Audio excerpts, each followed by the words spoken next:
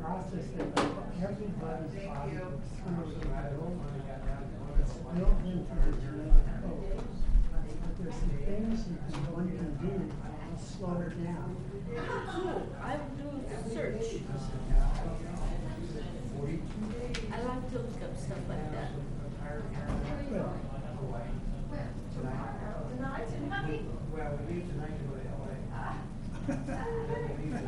He's going to Hawaii tonight. I was thinking about bringing in big coats, so I wouldn't freeze that many years. Oh no, it's going to be a hot meeting. Get a relapse on it. Good. Oh yeah. Where's your mask? You ready to gavel and start on time? And you ready? Yeah, we. You're ready to go? Okay, let's bring the meeting to order for the September 16th meeting of the Ojai Building Appeals Board. And let's see. Mr. Daddy, I'm going to pick on you. How would you like to lead us in the Pledge of Allegiance? Certainly, please. Oh, roll call first. I'm sorry. Do the roll call first. Okay. Proceed. Chair Wyrick.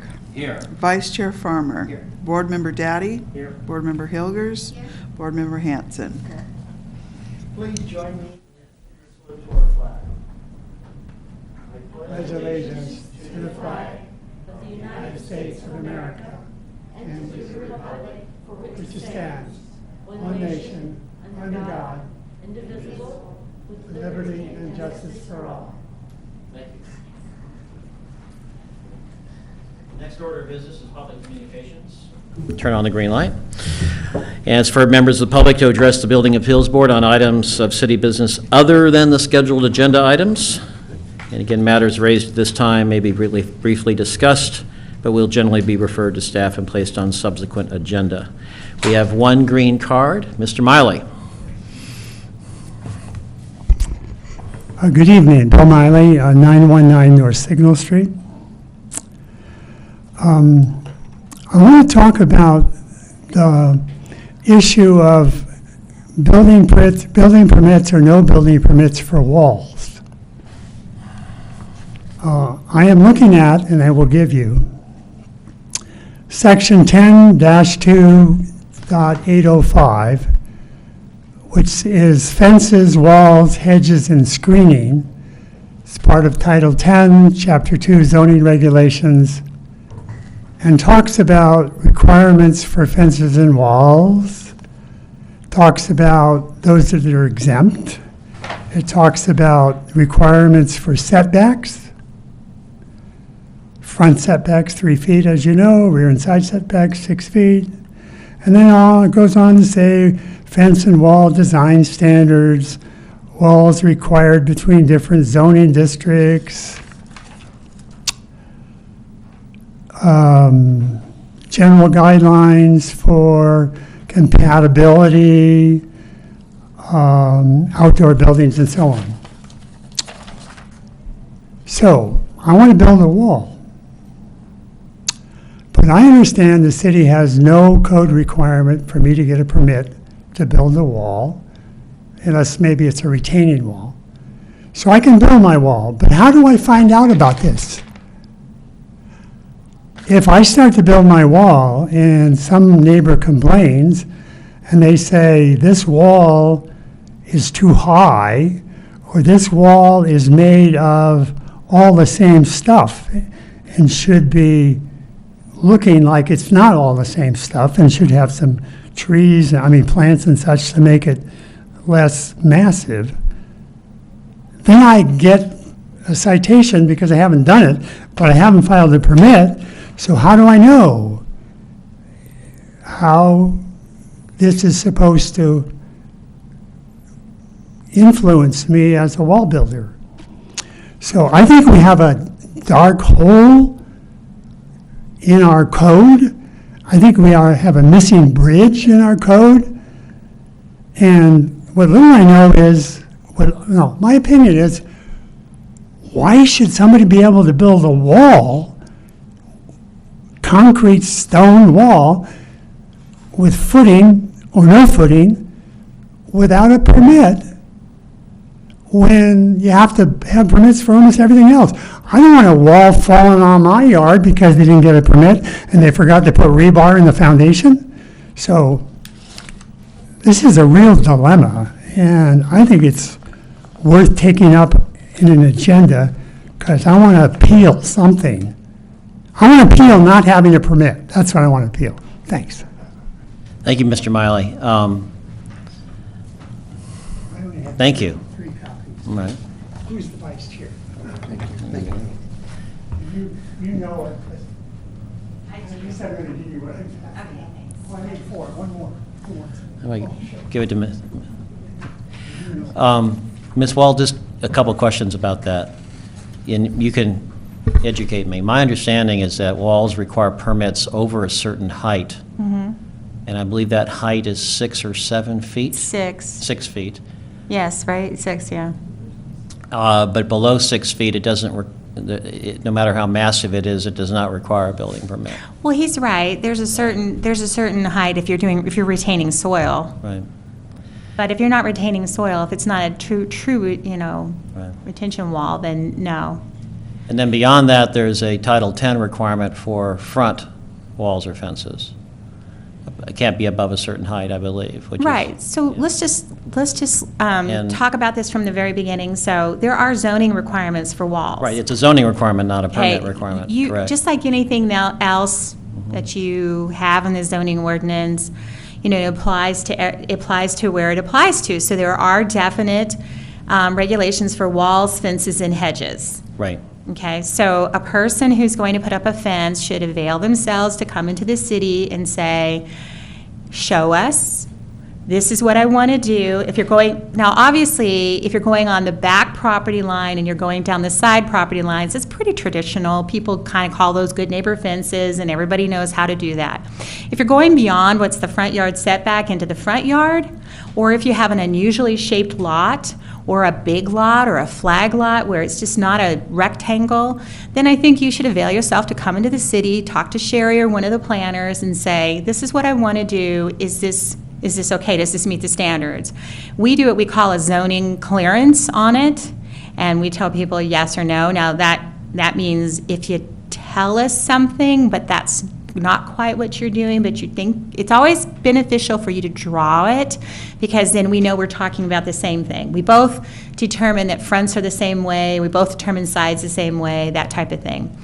But just because they don't have to do a building permit doesn't mean that those regulations go away. People still need to Right. know they have a zoning there's zoning requirement. issues beyond permit issues, exactly. Right. Some cities have fence permits that are very nominal, like $5 or $10, so that you come in, you draw something up, and you get a little signature on it. They still don't make you get a building permit, Right. but it keeps those incidences where obviously, with a stone or a CMU wall or something of that nature, to move it is pretty costly. With a wood fence, you put a little cripple up and you take your skill saw and you zip it down. So obviously, if you're putting a lot of time and effort and money into your fencing, you really want to come in and talk to staff. And I think that's part of the issue that Mr. Malley brings up is what triggers that inquiry of the city, which we all agree should be made. A lot of people don't even know to ask or know to approach the city don't even realize they should. And that puts everybody in a situation on a complaint-driven system where it basically nothing happens until the neighbors complain or somebody files a complaint if there's not general knowledge. And it's very difficult for everyone to have general knowledge of everything. I understand that. Right, it is. But it's, I think that's part of what he's referring to is the black hole, because it's, if people don't know, or if they have reasonable deniability about knowing, then it comes down to somebody complaining. Well, okay, so. It seems to me anyway. And yeah, that's, and I'm we not could- saying that's necessarily wrong. I think that's part of the problem that he's trying to focus on. Well, I think there's two things. One is if a city has historically not abated fencing that is not compliant, and then I move into my house and I go, oh, look, over there, they did it, then I think I can do it. That's one way that happens, because you need to really abate those that are non-compliant, because that's kind of how people look at stuff. I mean, they just go out and walk in their front yard. Second of all, we're talking about walls that Mr. Miley's talking about. We're talking about a contractor coming in doing those, because most people do not have the skill to do rebar and footings and CMU block. Most of us could put up a wood fence, So I think yes, there is a black hole, but I think contractors really should know that they need to come in and ask, because they are professionals and licensed through the state. So, I mean, obviously, we could talk about making a permit for it, or we could talk about, having a flyer. I don't know, Sherry, do we have a flyer at the counter for fences?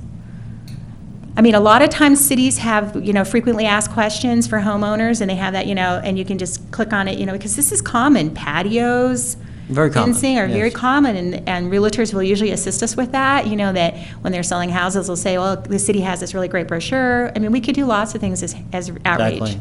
Okay. And then as far as the contractors are concerned, is there any penalty on a contractor that knowingly violates a zoning regulation as part of construction?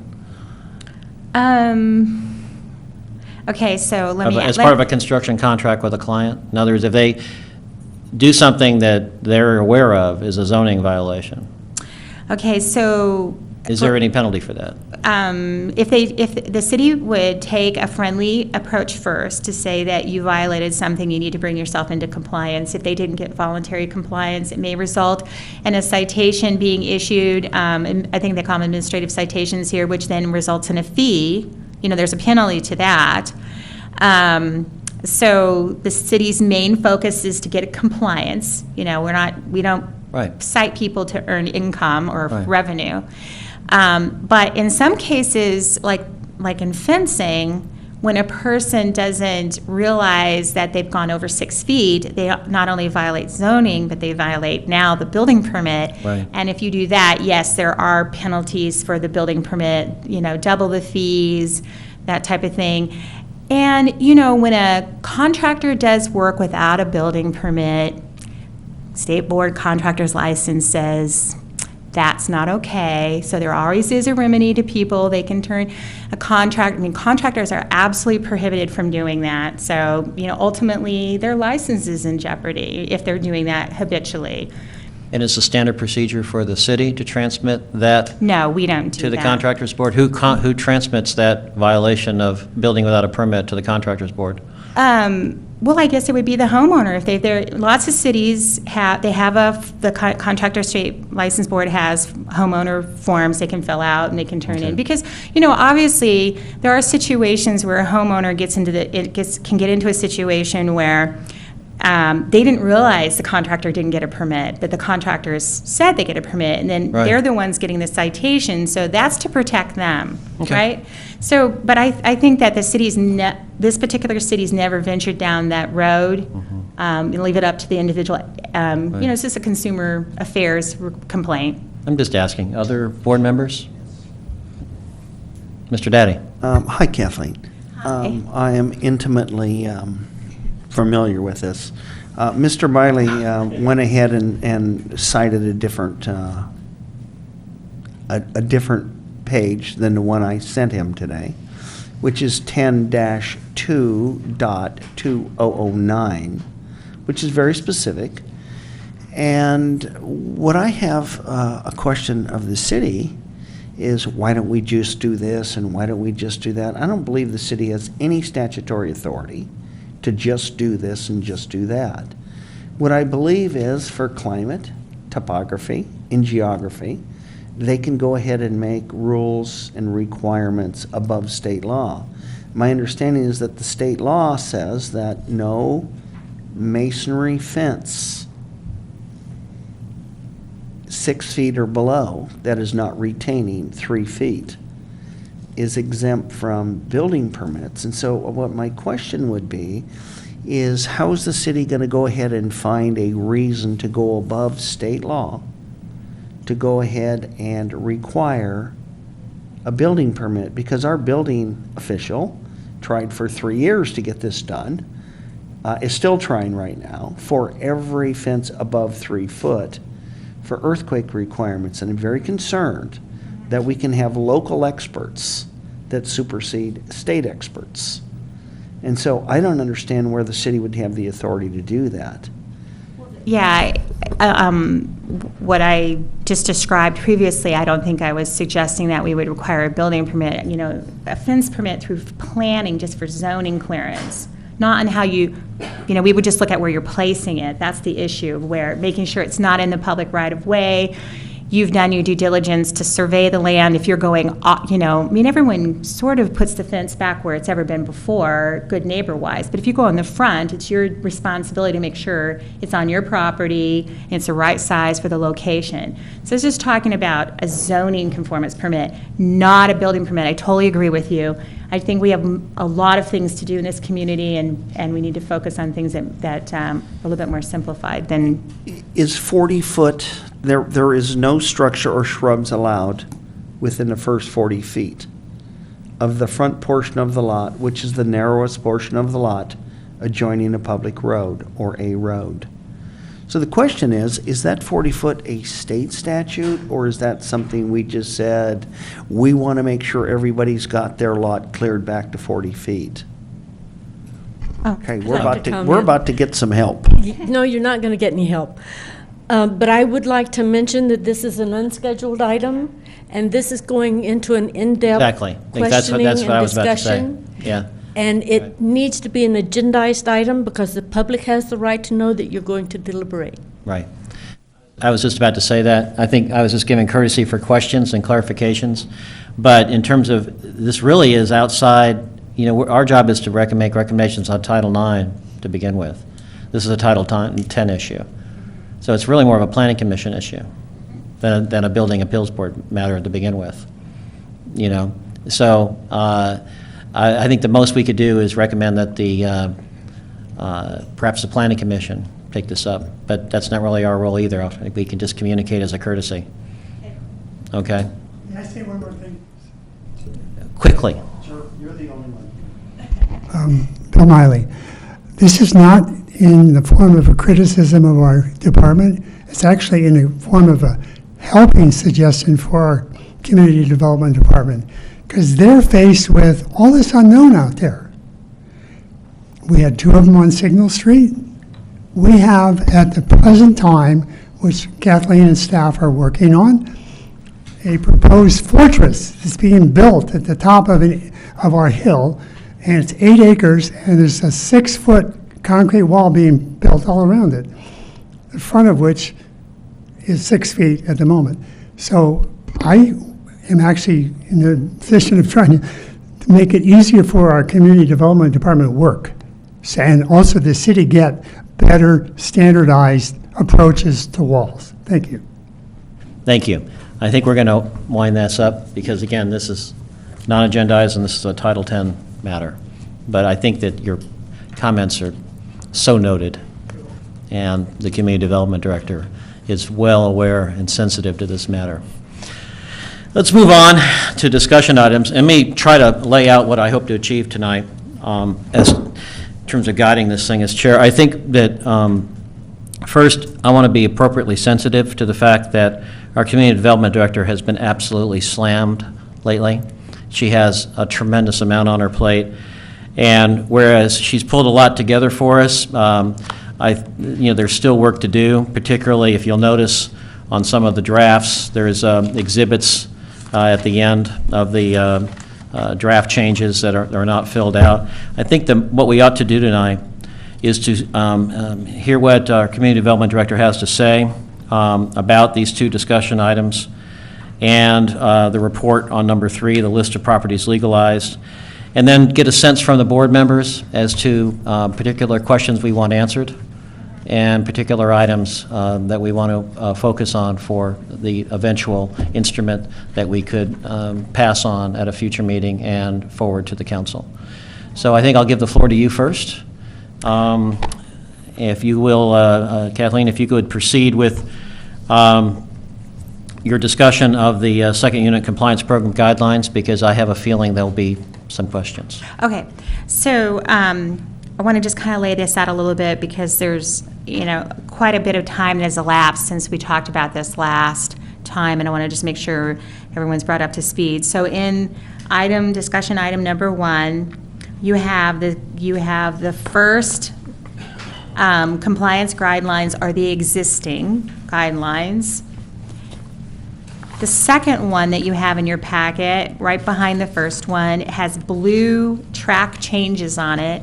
I called it a red line, and maybe I should call it a blue line, and I think I did in the subsequent. Red line with blue lines. Yeah, okay. And that was the changes that the Building Appeals Board and the Planning Commission worked together. If you remember correctly, we did sort of a matrix of things we wanted to see, and we sort of gave everything in this document our wish list, or your wish list, I should say. Then the third document was that second one with your collective changes proposed was sent to the city attorney, and the second one with actual redlining on it is his changes and what he felt that he could support. There were many changes that were proposed that he could not support, so they were taken out of the document. So this last one is actually the current one with your changes and the city attorney's modifications to your changes. Point of information on that. I'm sorry? Is there any explanatory documents associated with why he couldn't support things, or he just, in other words, is there any anything to review as to the rationale of why he couldn't support particular items? So I didn't, his memo was really informal and kind of work product, and so I could bring that back. I could ask him to formalize something for you and bring it back next time. Or we might have specific questions of the board tonight we could ask him to respond to. Okay. As to why. So I could go over a little bit. Let's talk about this. Okay, so on the first page, let's look at the red line version, please, if you don't mind. On the first page there, it says listed in Appendix A, and as we know, Appendix A, Appendix B, and Appendix C were never really, they had any flesh put onto them. And so his comment on Appendix A, why it was stricken, was because it wasn't included, so why list it? Okay, so that's pretty logical. So there's nothing fundamentally wrong with it, other than we just hadn't got into that fine detail. And I think we didn't know whether or not, at the time, there's been so much discussion over garage conversions into second units. So I think that once now that we're moving forward with wanting to add them into the compliance program, then we need to say, what are the details and what did the board want in that document? How would you like to handle this? Do you want to go after issue by issue like that, or just do a full report and then we backtrack? Let's just summarize it, and then you guys can go point by point. I think that would be thank you. good. Okay. And then, so on page 2, or the next page, I guess, which is, I don't know why they all say page 1 on them, but page 2 of 7, where it says the Uniform Housing Code, there was some, what it had stated before was eligible dwellings must conform to the minimum tenable conditions as listed in state code 1941.1 as executed by checklist in Appendix B and conditions listed below. He didn't think that was appropriate, that you really need to stick with the Uniform Housing Code health and safety requirements. That's just fundamental, and you can't waver from that. So that was just kind of strictly, you can't carve out a different code or a different set of guidelines. We'll get back to that. Okay. That's fine. All right.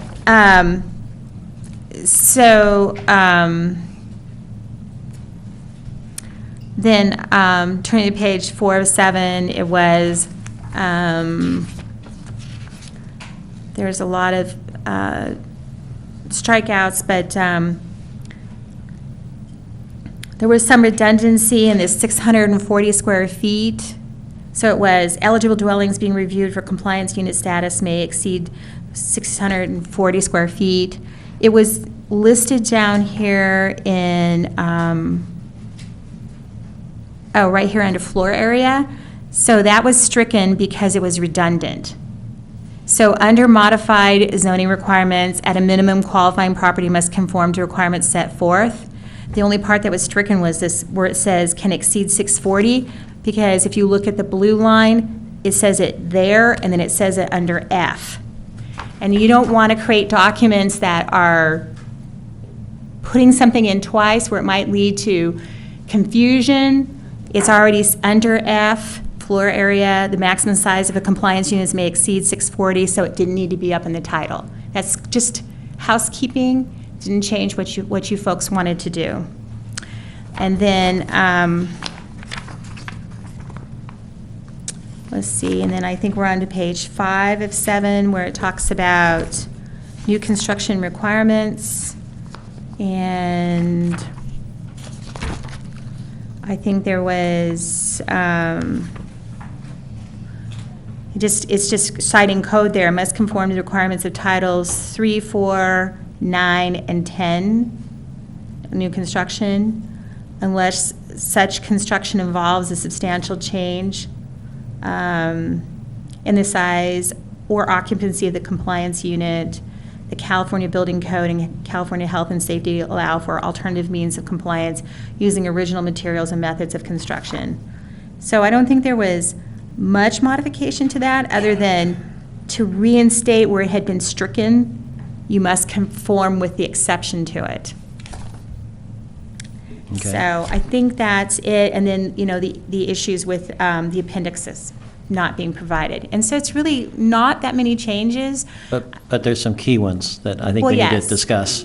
And, And, and I will just offer that, the city attorney is always available if I know ahead of time that we want him here for him to discuss these things. And if these issues are going to be something that you think it's more valuable for you to discuss with him, then I'll make sure at the next meeting he's available to you.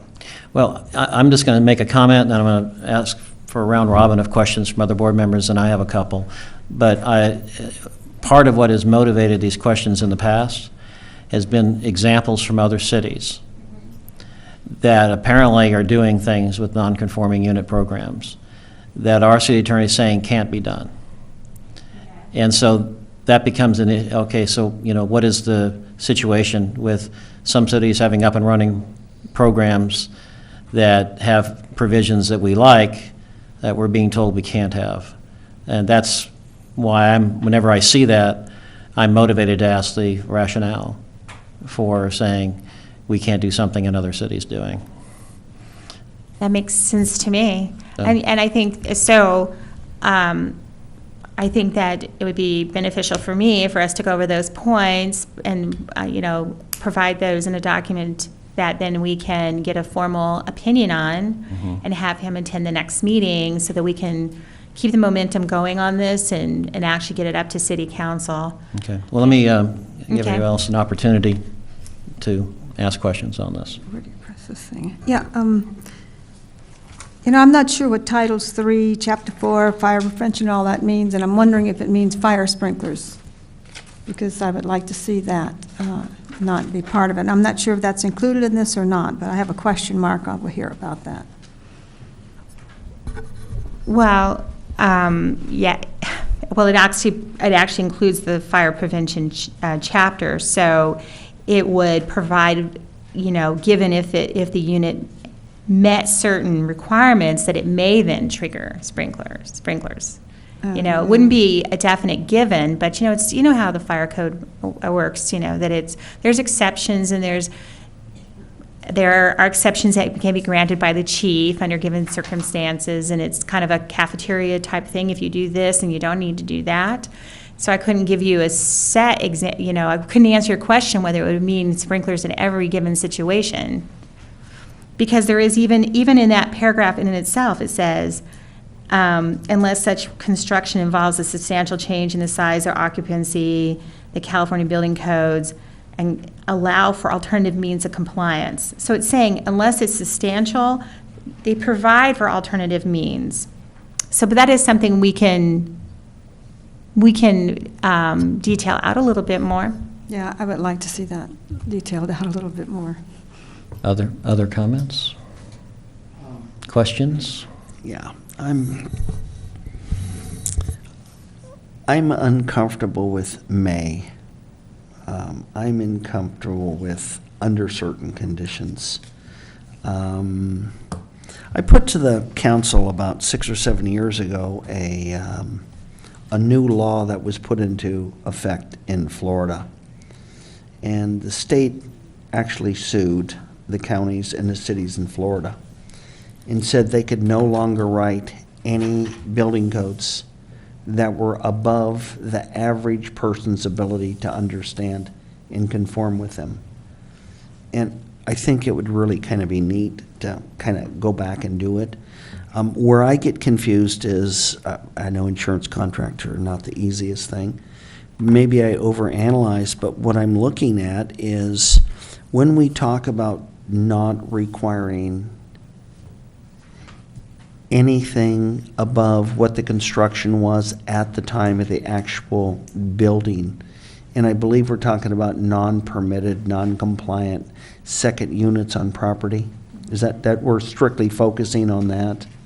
What my understanding, I thought preliminarily was back in February, is that we were going to take the codes that were existing at that time and the fees that were existing at that time and not ask them to move forward and to meet today's Title 24, earthquake, all of the other fun things that they have to meet.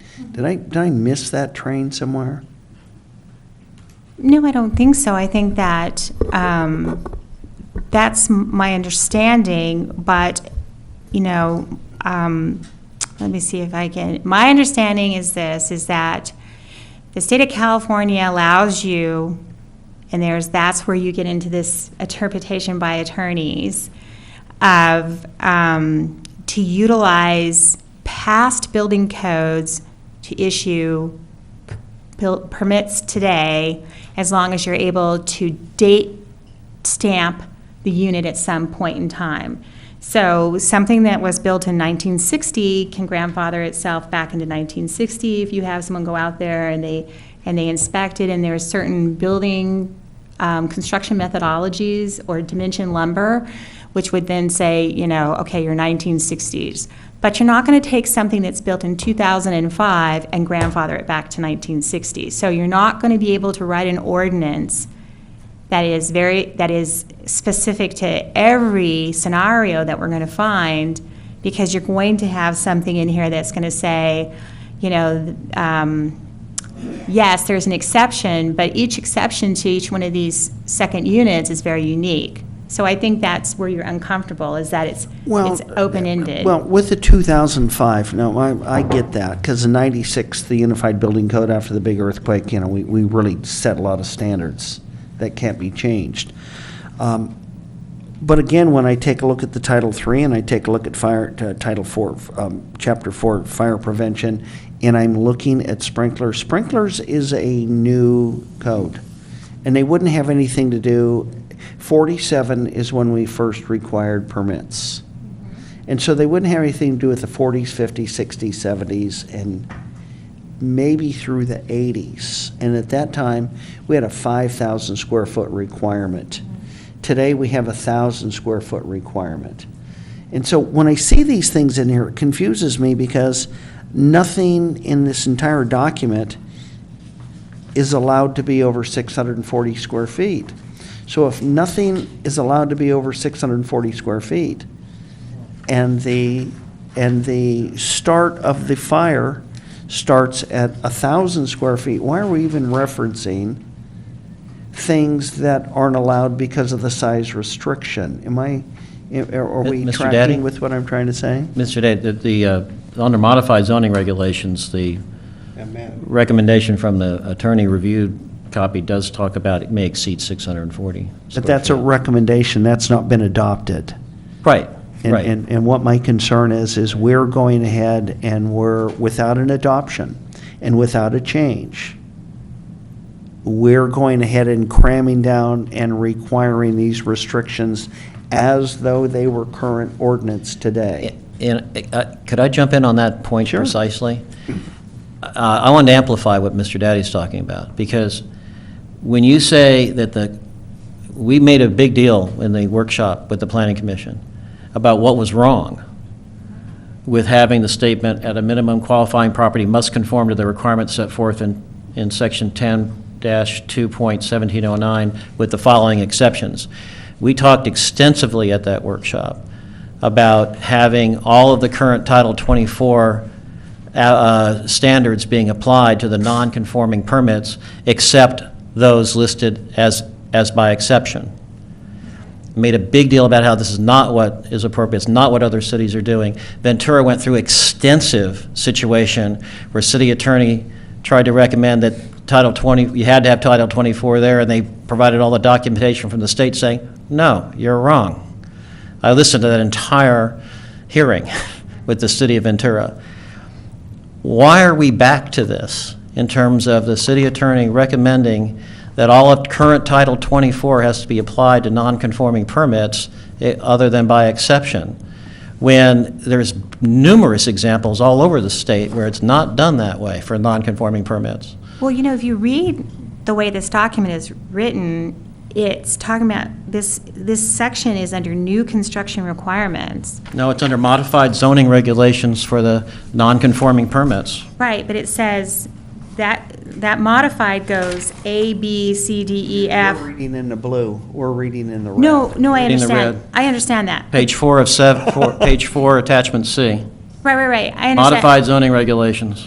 Yeah, I understand, but no, It's not under new construction requirements. That's the next section.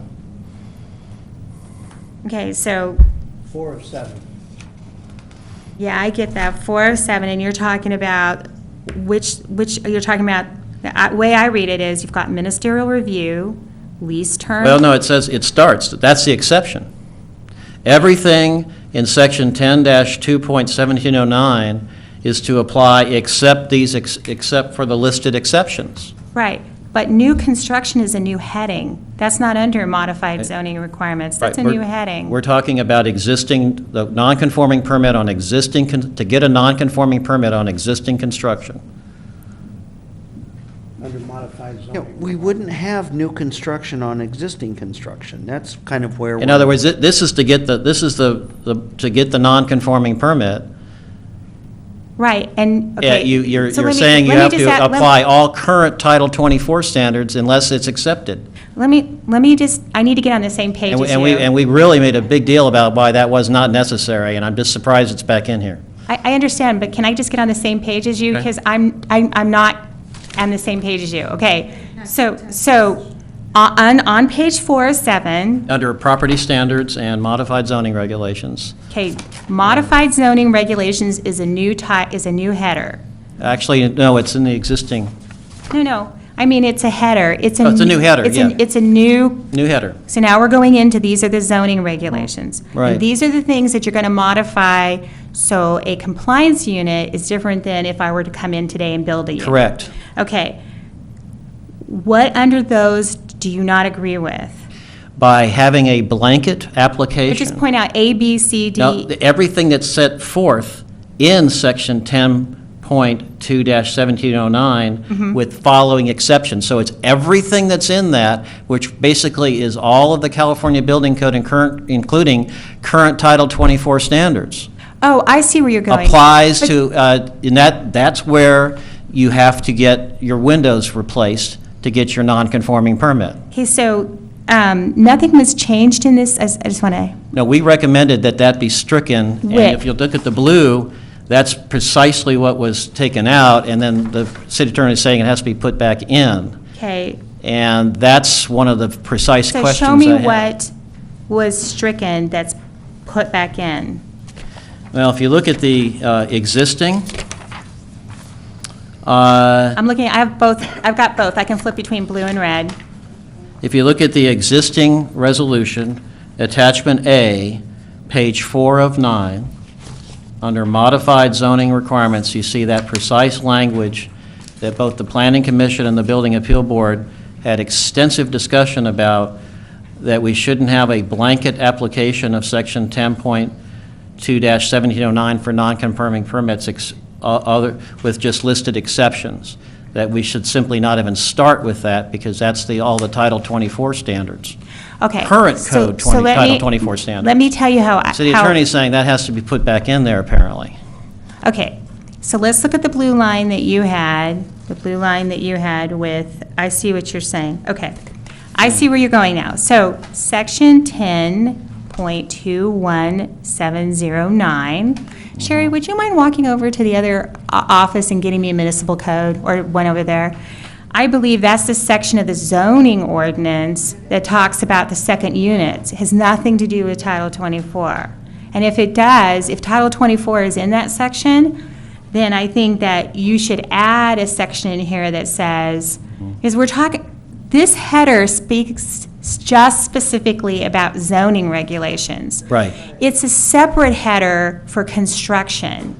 So all I'm trying to say is that. And I could be wrong, I just, you know, I remember, maybe I'm wrong, I just remember a discussion about this because. No, I you can- understand what you're going, You can 'cause see I where the remember blue this. line talked about, that's where we changed it to the Right. minimal tenable conditions. Okay, so let's work this through here. So Section 10, 2.1709, second residential units is found in the zoning code, not in the building code. Right. It includes definitions, applications, standards, talks about lot coverage, height, all zoning type things. No modifications or waivers.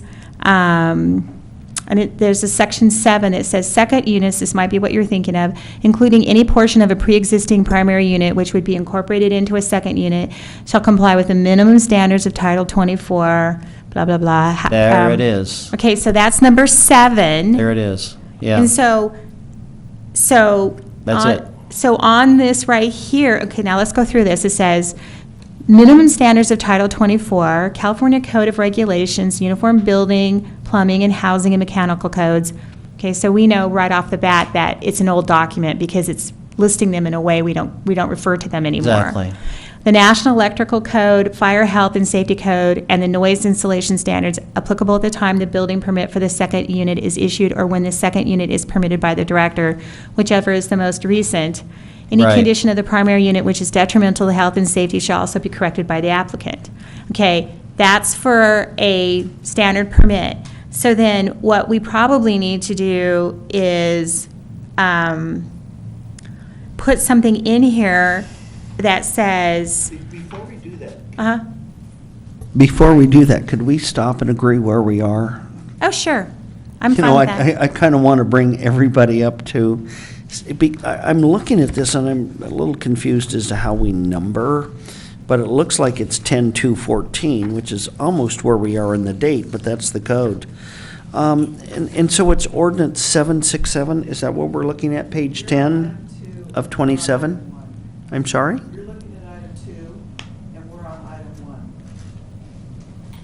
We're on item 1, Item 1 on what page? which is the non-conforming permit. It's okay. The resolution for the non-conforming permit. So where you have your blue sheet, I'm looking at the actual ordinance rather than the Okay. blue or the red sheet. The actual ordinance Okay. tells me what That's I fine. think is the current ordinance. And my understanding is that Title 24 does not have anything to do with Title 10 zoning. It has yes. to do with Title 9 building. And so we're kind of asking a question here and kind of getting off over here. But Bob, the point I'm raising is the reference to Title 24 in that section. All right, so at the current zoning, if you're looking at the current ordinance and you're on a document that's called Attachment B, and you should be on page 4 of 27.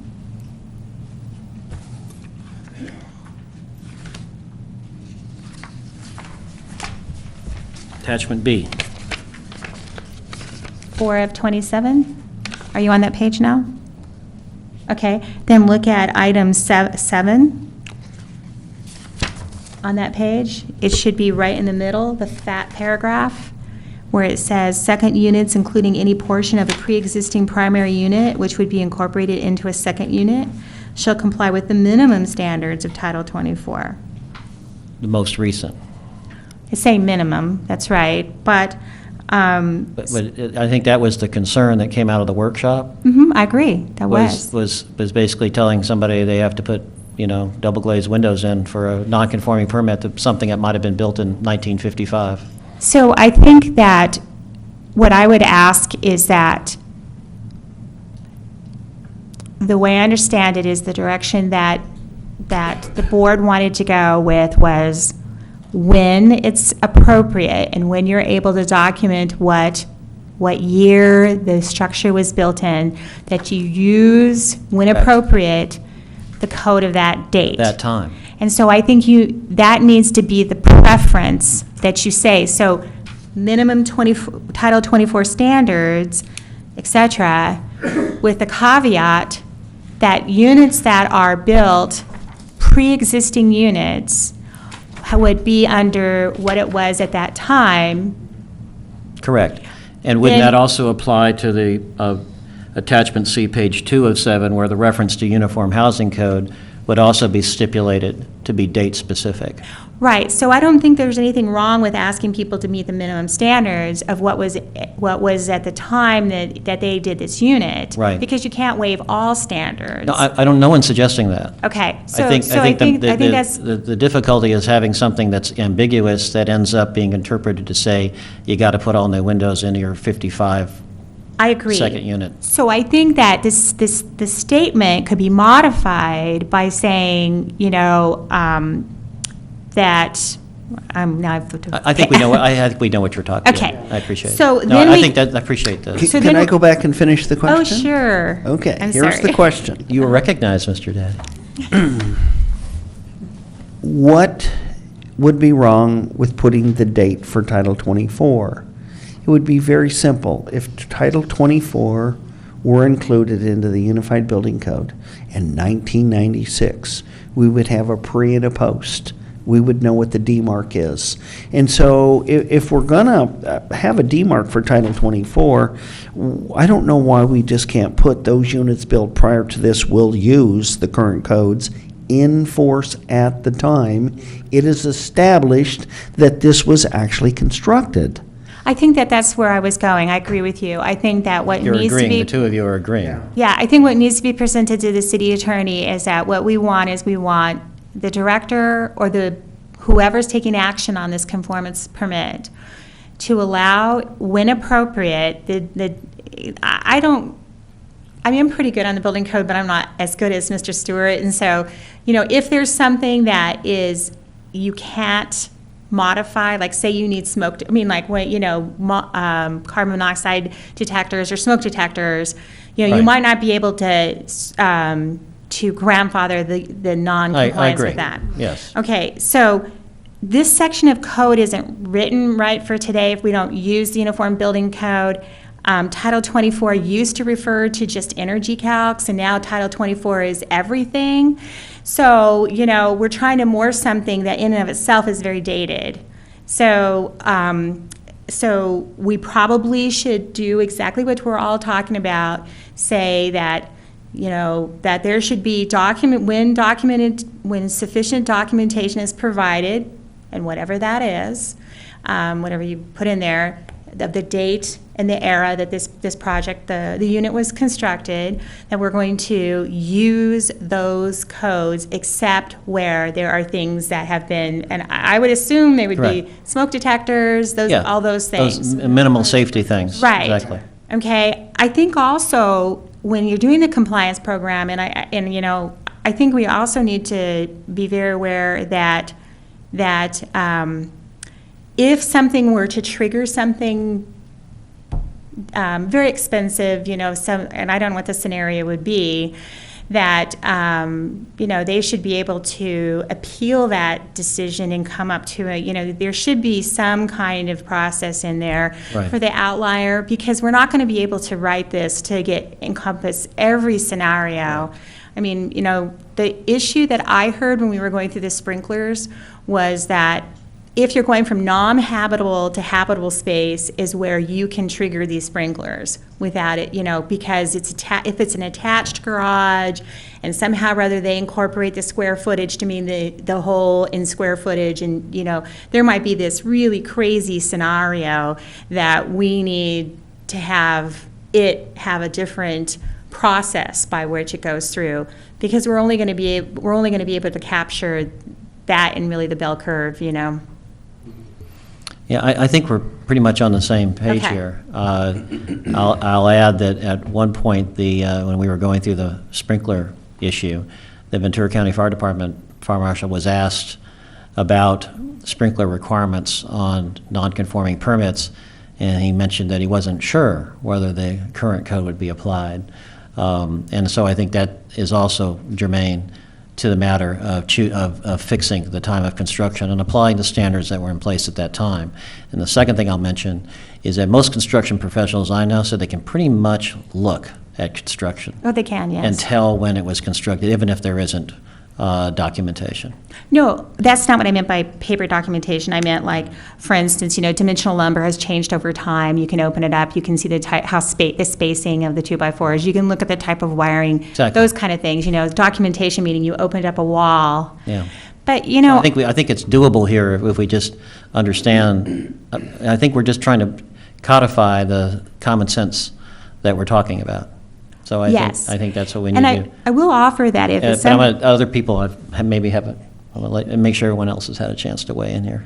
Well, I was going to also just point out, just for consideration, that item number 7 we just talked about, and we can all see where the language is very dated and hasn't kept up with the way we refer to building codes now.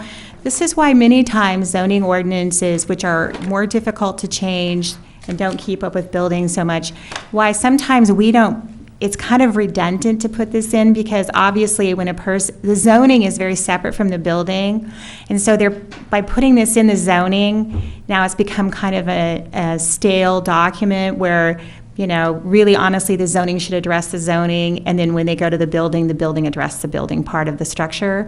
So if we were writing code today and we were writing for a second unit, I would ask that you not put something in like this that then is so obvious. I mean, we all know somebody's building something, they need to get a building permit. So, a simple sentence is compliance with would be much more appropriate here than this long language at any point, because zoning shouldn't be trying to reach in and change the building code. Correct. One more Mr. Day, you have follow-up. finished Yes, up, I have and then we another make sure Ms. follow-up. Tilger and Ms. Farmer have a chance to come in here. Mixed construction and predominant building percentage. It would really be nice if you would go ahead and put something in. So there's a clear delineation that says, if you built 500 square feet in 56 and you added 1,000 in 72, then 72 is the predominant. So we get some type of a demarc because we're going to have a series of add-ons and additions that never stop on some of these units. And there needs to be something where the people can say, shucks, I don't get to go with the 1956 because the majority of it was 72. Whatever percentage, if you decide, if whoever decides when it's predominant, if it's 30%, if it's 40%, if it's something, if they just changed a little tiny bit, maybe not so much, but if there's some things that make it, something where it really needs a new build date.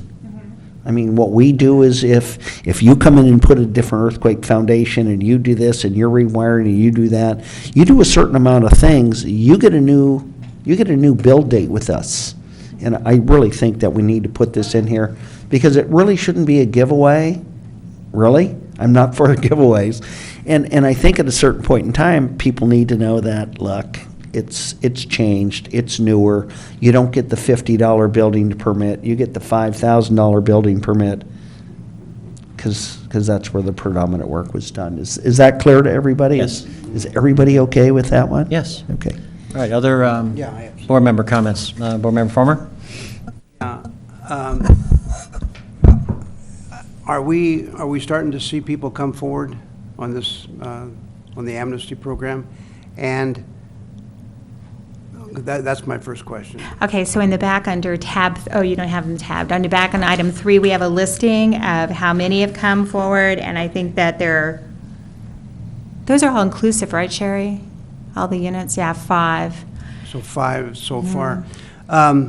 We had talked about it one time, I thought, maybe about putting together some kind of a pamphlet to encourage these people, much like when the sanitation district came out with their amnesty program. They put together a informative pamphlet advising people of what they could do and what the costs were. Have we thought about that anymore, maybe? So you know we changed ombudsmans, correct? Everybody is aware of that? No. Yes. Okay, so Rick Basasha has resigned his position as ombudsman, and we have a new one. And Sherry, can you remember Judy? Maybe that's her last name. So I can forward that to you. My apologies, because I thought that all went out when he sent in his resignation. So I knew about it because I know his wife. oh, okay. So so our new ombudsman now is working diligently. He's met with different people, doing outreach to try to do exactly that. Because I think we kind of came to a little dry spell of where exactly that people that really wanted to pursue it had pursued it, and I know Rick met with some people who just couldn't qualify. Well, we know we stopped some because of garage conversions, because of 640 square feet. And I think that's precisely what we're trying to do here, is to make some recommendations for council consideration that'll open it up a little bit. So I know more. a few of you met her because she was there that one day. Yes. Right. And so I guess what we need to do is agendize for the next meeting that she'll come and give you a presentation of what she's working on, doing outreach. But I think that we really need to move this forward with clear guidelines that would encourage people. People are still very nervous about coming in and what that means for them, particularly because once you get into this arena of trying to legitimize yourself, that you're subject to that sanitation district fee. So they want to make sure they can go all the way through the process, because they will charge you that fee whether you actually get legitimized or not through the city. So I think maybe if we get through a new modification of the compliance document, then we can start with a new robust PR campaign where we're telling people what we've changed and how we're trying to get more compliance units. And because we obviously don't want people to come in at this point in time and then be dissuaded from pursuing it. If we're going to make things easier for them, exactly, we want to get that have the done. push of people coming once we've already made the changes. That's what we need to get done. Yeah. Board Member Hilger, did you or Board Member Farmer, do you have other comments? So we are thinking about coming up with some kind of a, Oh, yes. yeah, okay, good. Good. Board Member Hilger, did you have? We have a comment card, so that'll be next comment. after we. I think just this conversation shows the enormity of the problem. And it's different when you're sitting here, you're looking at all the papers you've been reading and trying to take in as much as you can. And you actually go out and somebody approaches you and says, I heard all the things that you're talking about, and it just seems overwhelming to me. And you can see, I think, by the response already, it's daunting. And I think that's the most important thing, to make this as clear and as simple as possible, understandable, rather than you can read a section, but then, and it seems all right, but then somebody will come in and say, oh, well, yeah, that's okay, but now I have this little other issue on the side. It doesn't quite fit into that, what you were discussing right there. And it gets really complicated. So I think the outreach is tremendously important. And just as a personal note, I think we found that out with the skate park. The outreach that's been going on has just changed the picture completely, going out to the public and bringing them in. And so I think this is amazing to get this job done, but the simpler the better, as we've all said. Absolutely. Yeah. Might I also make a suggestion that yes. I've just been listening to what you folks are talking about tonight, that it occurred to me when you were talking about the difference between zoning and building, just for Mr. Yes. Miley's issue, that having this issue of the way this compliance program is written, Yes. it might be very confusing to people what appeal process they have. So to me, the way it's kind of written out, it seems as though it's kind of lumped building and planning together into one permit. Correct. And you might want to think about structuring it to where you folks have more control over when, it seems like your concerns are much more aligned with the building process. Correct. Than the planning. So if we kind of structure it in a way that the planning can have kind of stand separate, and then if a person can't get their permit through, we do a two-phase permit, that goes to planning commission, but if they aren't able to get their building permit, that then it's structured where it comes before you, because Obviously, there's two different philosophies between the two bodies, and you guys aren't always 100% in compliance or agreement. There's a lot of commonality, but not always. But, so you feel very strongly about the building requirements and how those are implemented. That's not the wheelhouse of the Planning Commission, so you might want to structure this to where if a person is not in agreement with staff over how it's interpreted, that it's very clear that that comes to you and then ultimately to City Council, and that would be the path. Because what we don't want to have them is this kind of confusion about, well, do I have to go to Building Appeals and Planning Commission? And pay both fees. I think that might be worth. It would not be a good idea. I think it might be worth hammering something out. I think that's an excellent suggestion. Mr. Miley, you had a comment on the discussion item 1 and 2, so I'll give you an opportunity right now. Bill Miley, yes. Let me start out by saying a couple of sort of general philosophy statements. And it speaks to the issue of details and lots of little issues, this ordinance, that requirement. A gourmet meal requires a lot of ingredients.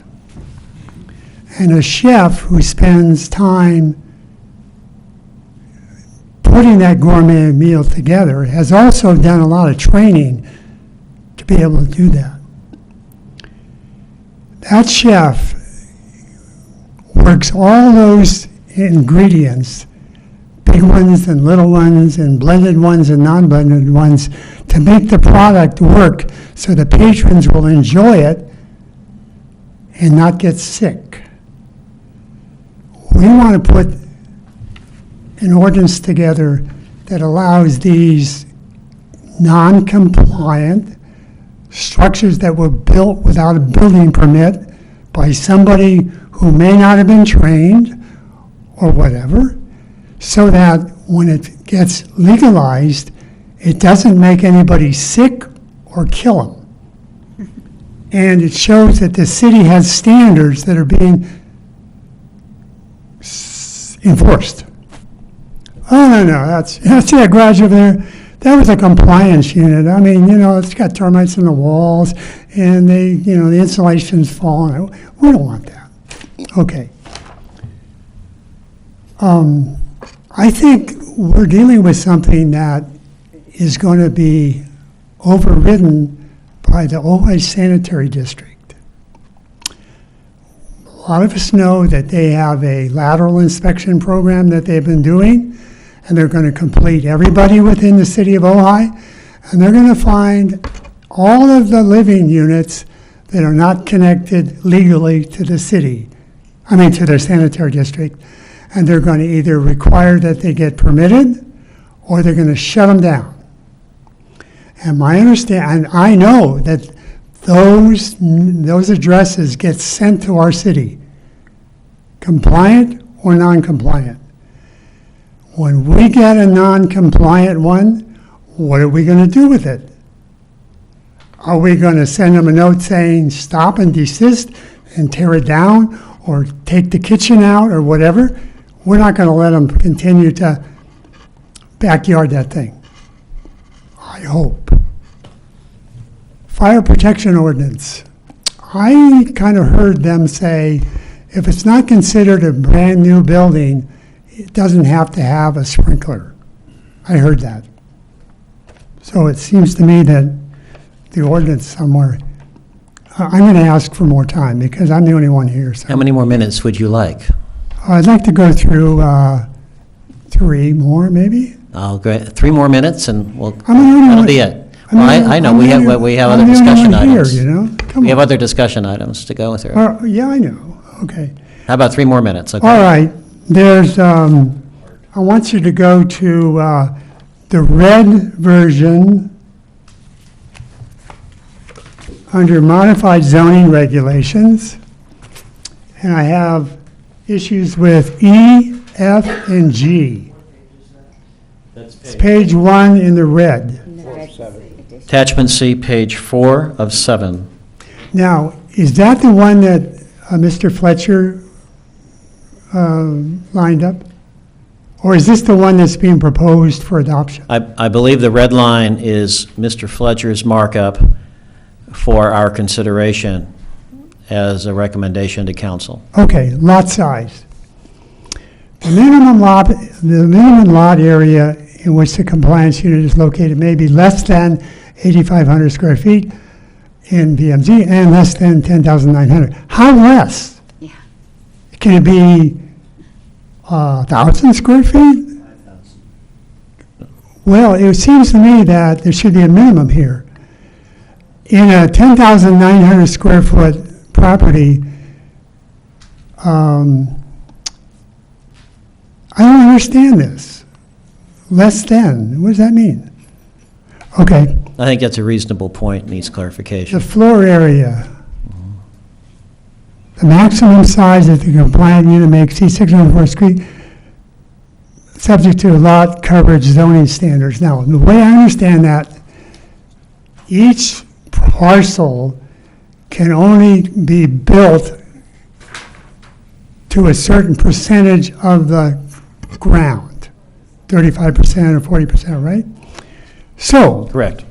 somebody has a 4-acre unit, they want to put a second unit on it, and they can exceed 640 feet as long as they don't, square feet, so long as they don't cover up 35% of their 4 acres, right?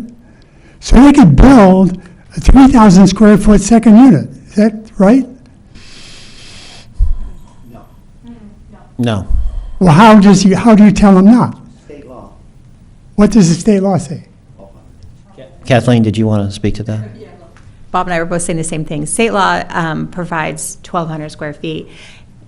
At the point that it's over 1,200 square feet, then it's another primary unit. But you are right; it should say that because we're here to make it transparent and easy for people. So Should be clear. It should be clear. Should be precise, and I think that's a good point. I thought the Yes. city had adopted 640 square feet as the max, city council. There was and we're going to be talking about the ordinance relative to conforming units in the next discussion item.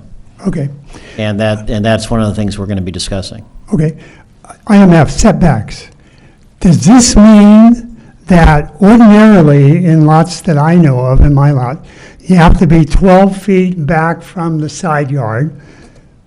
Does that mean that somebody can build their second unit 7 feet into that setback? And I don't like that. Mr. Miley, my understanding, and Kathleen can correct me if I'm wrong, first of all, the setback varies by zone. Yes, I believe RO is 12 foot, R2 is 5 foot, for example, on Yeah. side setbacks. it was very clearly So listed in Depends what on- I handed it's an you. existing. But it does vary, and then second of all, we're talking about not new construction, but only non-conforming permits on existing construction. And the idea here was to, there was some discussion about whether or not this should be subject to planning commission review on violation of setbacks. But we know we have many units people are living in that were built 30, 40, 50 years ago that are within the 5-foot setback. And it's an attempt to address that issue of what to do with something that has been there for decades. But no new ones will be allowed. Correct. This is only the non-conforming permits, does not apply in any way to new construction. Correct. Okay. Or if, Kathleen Wall can correct me if I'm wrong, non-conforming permits also means that if there is no entitlement to rebuild, if there is a total loss, then new construction on a total loss would have to be done to existing standards, my understanding. That's one of the distinctions between non-conforming and conforming permits. Okay. Okay, so My- that, my do you want last- me to answer that for you? Yes, please. Okay. That's not true in this community. I was talking about it, the ordinance. Oh, the ordinance itself, does it actually No, say I'm that? just saying that I thought that was one of the distinctions between conforming and non-conforming permits in terms of the plain language of the ordinance, not necessarily current practice. Our ordinance, let me find this for you. because I think this is kind of. I appreciate if I'm being correct. In the I- non-conforming section, they allow R2 zone to build back up to 50%. Right. So what? Oh, that's correct, that's correct. Let me just. I was referring to a total loss. Yeah, a total loss Mm-hmm. is different. I'm looking for it. I look at this online, so when I'm on a paper copy, I'm a little bit hampered here, but. Well,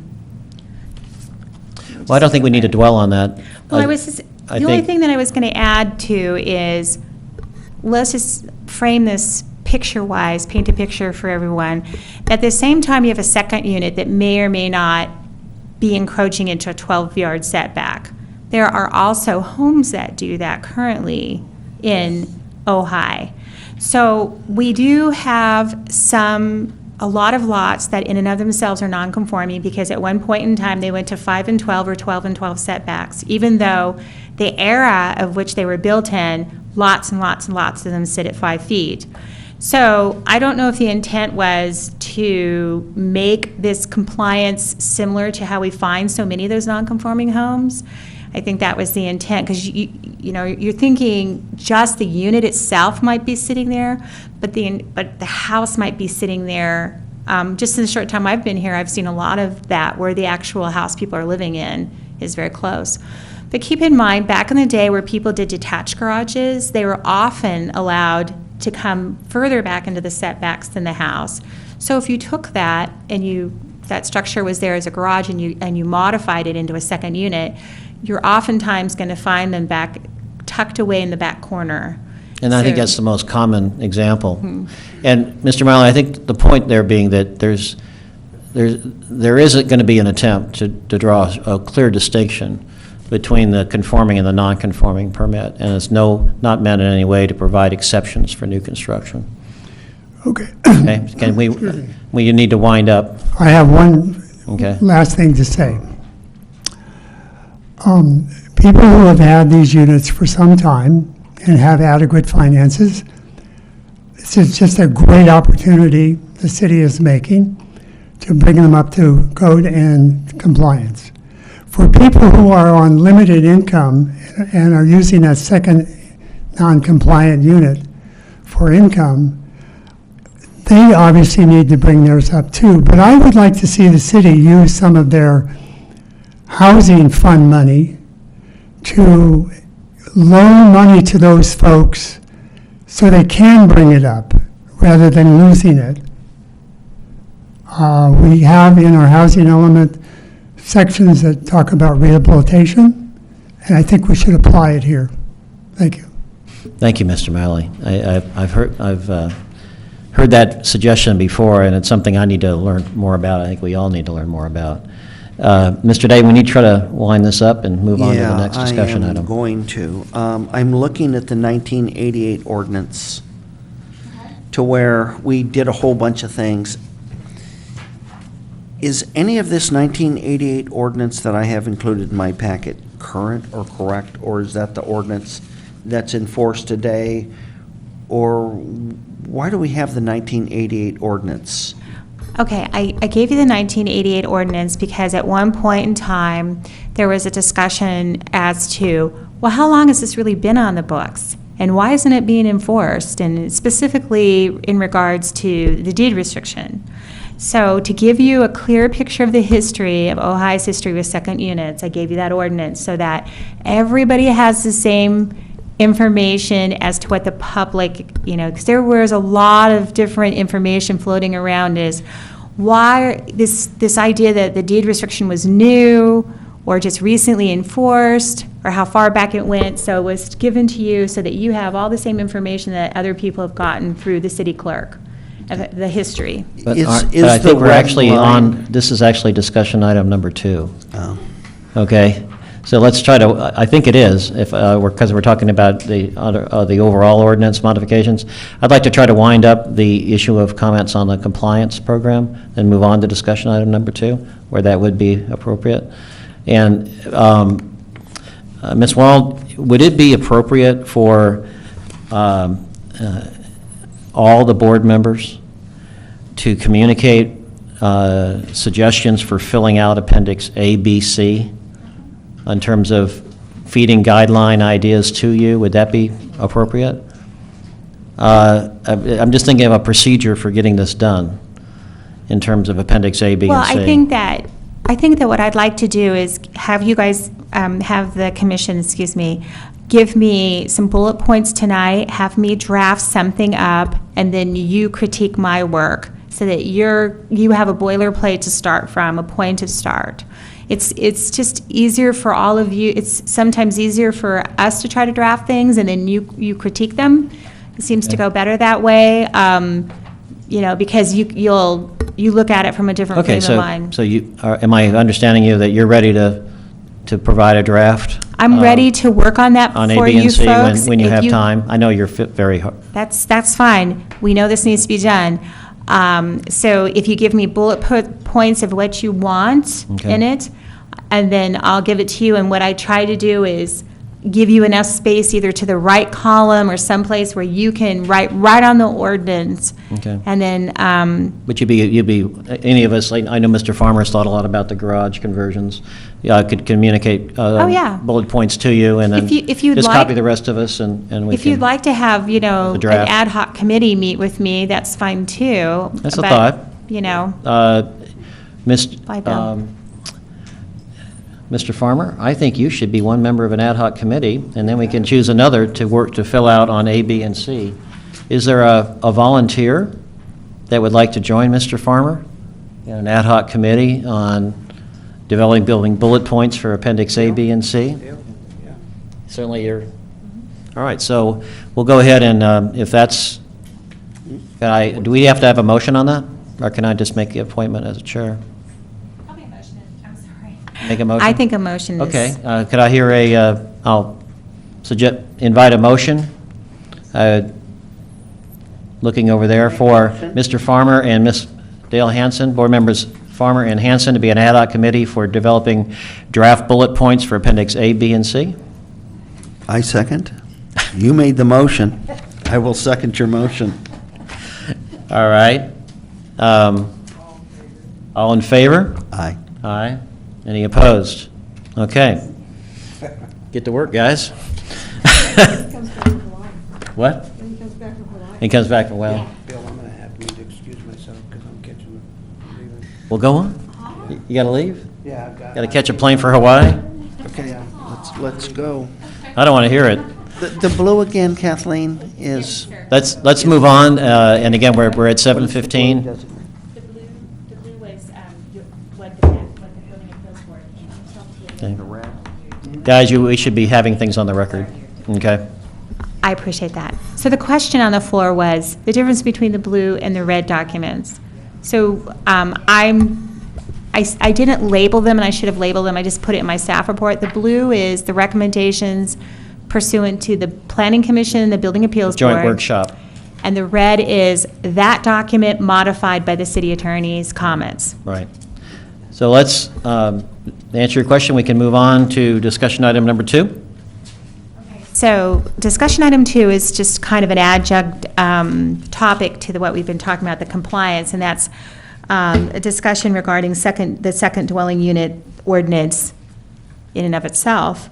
And I think, I've provided some documents to you, in particular, the history of our ordinances. So, the 1988 ordinance and then the 2003, and of course, we all know that the state of California came down and had state mandated guidelines regarding that individual cities needed to provide second unit or the provisions of second units ministerially, that every single unit could not be done through a CUP. The process could not, they were removing impediments to actually the provision of second units. So I just give that as background because, there's a lot of questions about how we've evolved over time. So with that, we just talk about, just a little bit about the assembly bill that was done back in, I think it was 2000 or somewhere in there, 2002.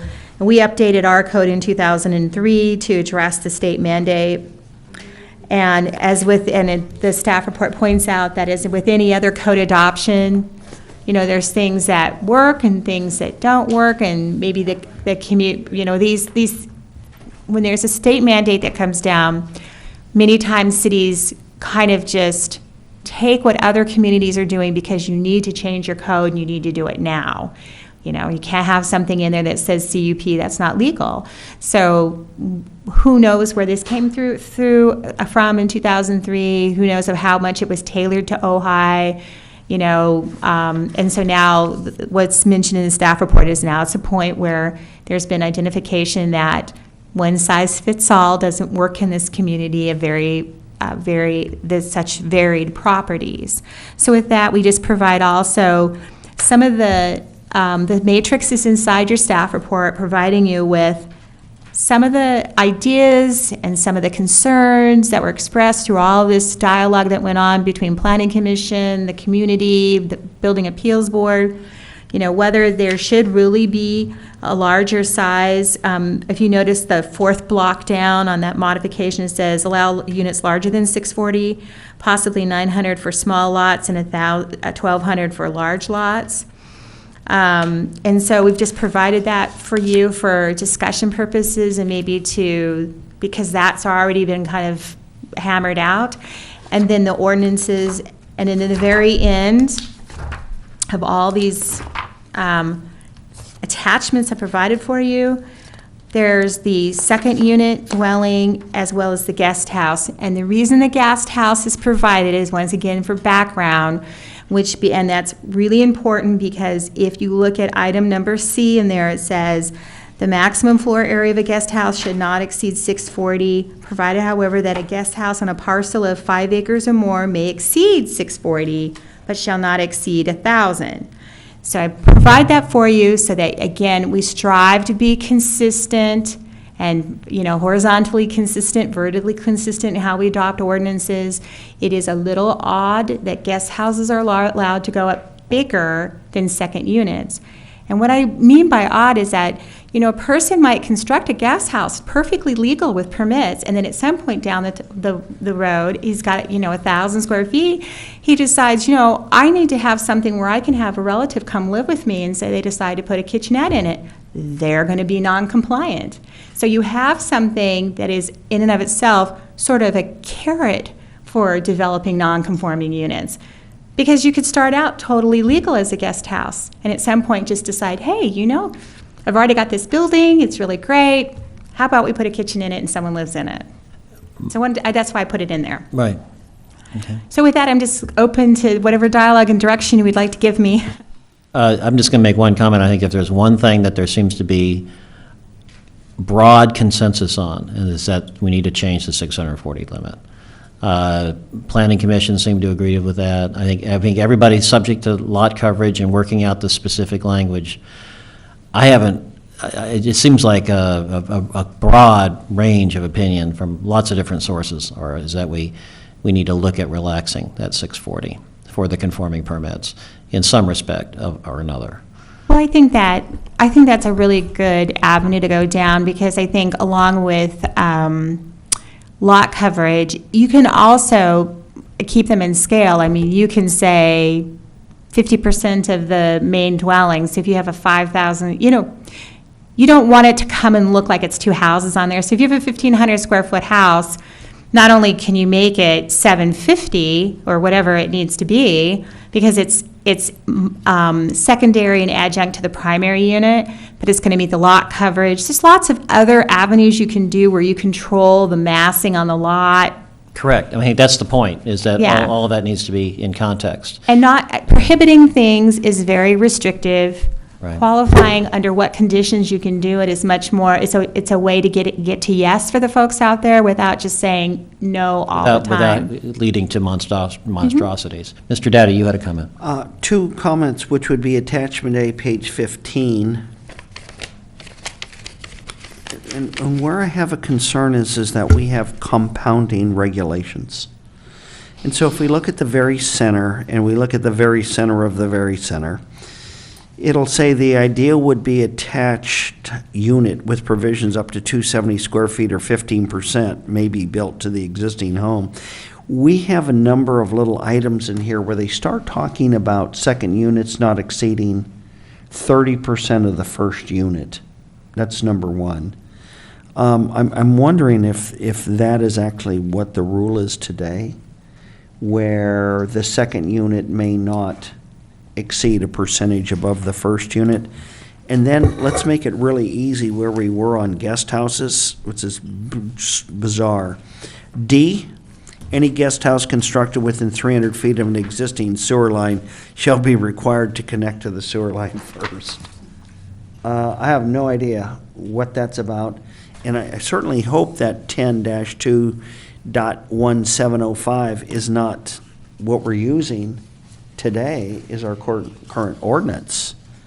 Yes, it is. Because this is in direct conflict when I go over to attachment A that says you must be hooked up. What this is saying is if you're not within 300 feet of a sewer line, you're going to have to hook it up. Now, I have somebody across the street that's got 14 acres, so it's very simple to think that they may not be within 300 feet of a sewer line. And so then, are we adding septics back in that we know in 8 years are mandated out?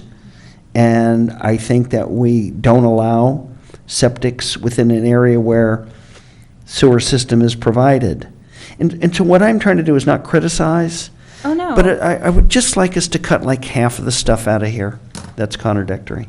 Well, that's why I provided it for you, and I apologize, it's a lot of information, but what I try to do is, we don't want to solve one problem and have another problem. So we're looking at guest house, not because anybody asked me to provide that, but I know, because I've worked with it, to know that they are contradictory, or at least encourage people to go one way and then maybe later on do something illegal. I agree. There are things in the guest house that need to be revisited and worded differently. Yes, there are. For instance, I do believe the definitions need to be corrected. It seems to me you're very close to drafting language as a staff recommendation for both Planning Commission and the Building Appeals Board to consider. I think you've got the drift of the general goal that most people have in mind, have expressed themselves on this, and that you've been thinking about it and are coming to more of a professional opinion for a draft recommendation. Am I wrong in that? Well, I did this in the city of Morro Bay, too. They were exactly the same way. They didn't have as many non-compliant units, I don't believe. They didn't have an amnesty program. But there was a lot of thoughtfulness and a lot of different opinions over the size of units and what you're really trying to achieve. And so kind of been through this before once already. So you think you might have something to circulate? Yeah, I can get you something. On a reasonable way of cleaning this up and allowing a little flexibility for larger lots? I will take a stab at it, and as long as you folks understand that, I'll do my best and then I'll expect it to be critiqued, and then you fine-tune the sizes. But I do think it's important to note that with the guest houses, that my understanding from the building official and talking to the sanitary district is that anytime you're going from uninhabitable to habitable space, or you're constructing a habitable space, regardless of whether it's a guest house or a second unit, they're going to require you to pay that fee. If you've got the kitchen. Well, I would ask Steve Stewart to come next time and talk to you, because his dialogue with them was that they're not, if you put a bathroom in and it's habitable space, you're paying that connection fee. That's actually quite distinctly different from what Jeff Palmer told us in a briefing at the workshop. Well, we just had a conversation this week, so I'll ask Steve to present that and come next time and talk about it, because I think that's really important. Yes. Because what we've been trying to do is encourage people to make that decision up front, and that a guest house, I mean, I remember sitting in his office with other people, saying very distinctly there may be situations where people need to remove their kitchens on a second unit, and therefore the do not any longer conform to the definition of an equivalent dwelling unit, and therefore do not have to pay the capacity fee. Well, I think we need to get a real clarification on that. The building code is very specific about, a permanent cooking facility being in the unit before it's deemed a second unit. Okay, so what they mean by No, permanent. it would no longer be a second unit. So It'd be so the way the outside bedroom, basically. Right, so the building code says, installation of 220 or a gas line, and you've got a hardwired or gas line into a cooking facility. Most people don't do that anymore. I mean, they're putting in microwaves and, Right. so we need to really clear our definition. Absolutely. As far as, is it a kitchen, a kitchenette, and what is the definition of a kitchen? Is it food prep and heating and cooking, which most cities have gone to, so that we're not, again, the whole point of doing this is making sure people understand that what they do, then are they then triggering this other fee? Correct. So that somehow we're not telling them one thing and another agency come and knock on their door saying, by the way, you just owe me $17,000. Right. No, that's where we need to get the Yeah. communication. So I think I would like to Settled. provide definitions, and then I'd like to Okay. have this discussion over whether a second unit definition is going to include a kitchenette and food prep. Because a guest house really doesn't provide for any food prep at all. It's, like you said, it's a detached bedroom. But we know that's very hard when we see them come through Planning Commission, and we see they'll have a flat area with a GFI, and it's got a sink there, and well, that's for the bar refrigerator underneath, and that's for the microwave. And so Well, I'll I think provide we're that. going to, I think, like I said, I think there's a sense of what, most members of the Planning Commission and the BAB Okay. want to try to work out.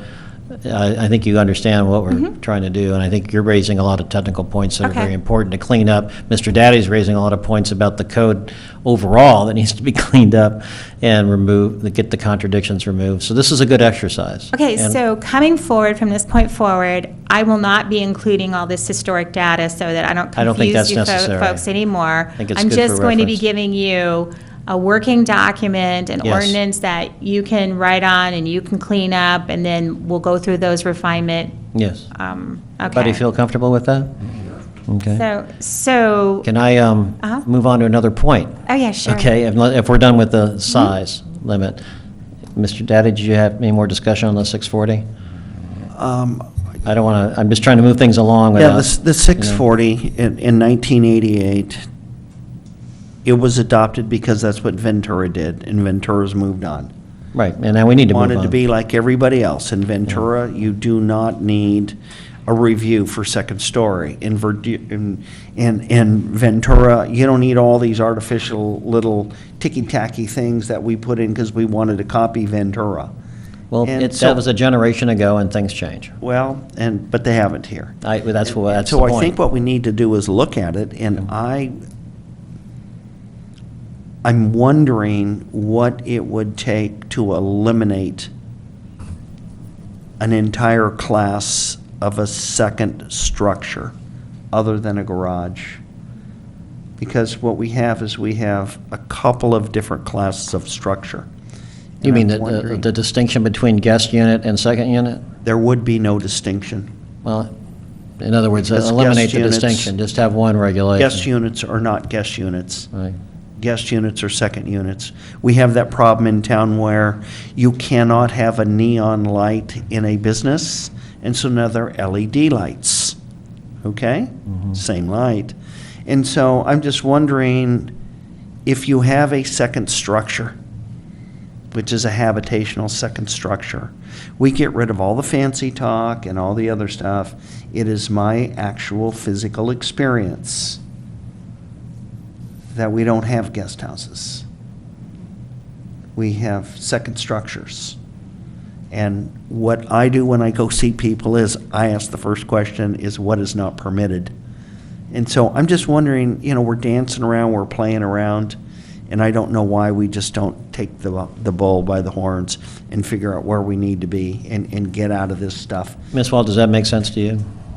Well, I think that There are some other times in this community in particular where people really don't have the intent to use them as second units. I understand Mr. Daddy's position on that.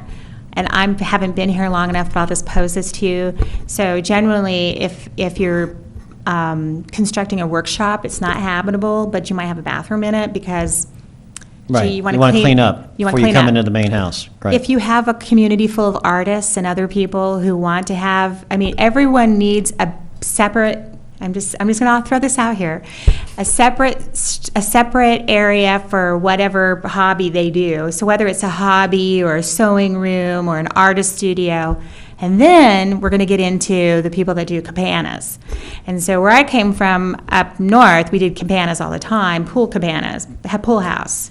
So, you know, we need to make sure that there are no unintended consequences to this, that I if you're agree. going to hold everybody to the same standard, that means that when somebody wants to have a place for their kids to come change before they go play in the pool, and they want to have a place where they can go to the bathroom without going into the house, that then we're all going to consider those second units, because we all know you can label it anything you want to label it, but once it's habitable space and it's got a bathroom in it and it's got a plug-in, a GFI for a microwave and a refrigerator, someone can live in it. I think that's where Mr. Daddy was going with his suggestion. Yep. And it might not be, it may not be the people taking out the permit. No, you're right. Once it is sold, it turns into a different unintended That's right. or intended use. No, I think, again, I think you know what And that's the the logic of what reality. we're talking about here, so.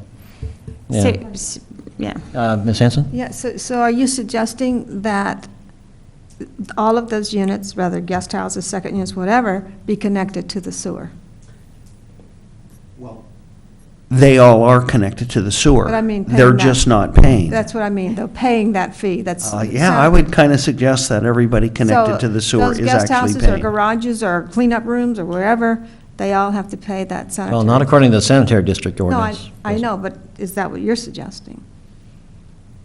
I'm suggesting if you're hooked up to the sewer, Mm-hmm. you have a sewer fee. Whether you cook in there or shower in there or whatever you do, if you're hooked up to the sewer, you're hooked up to the sewer.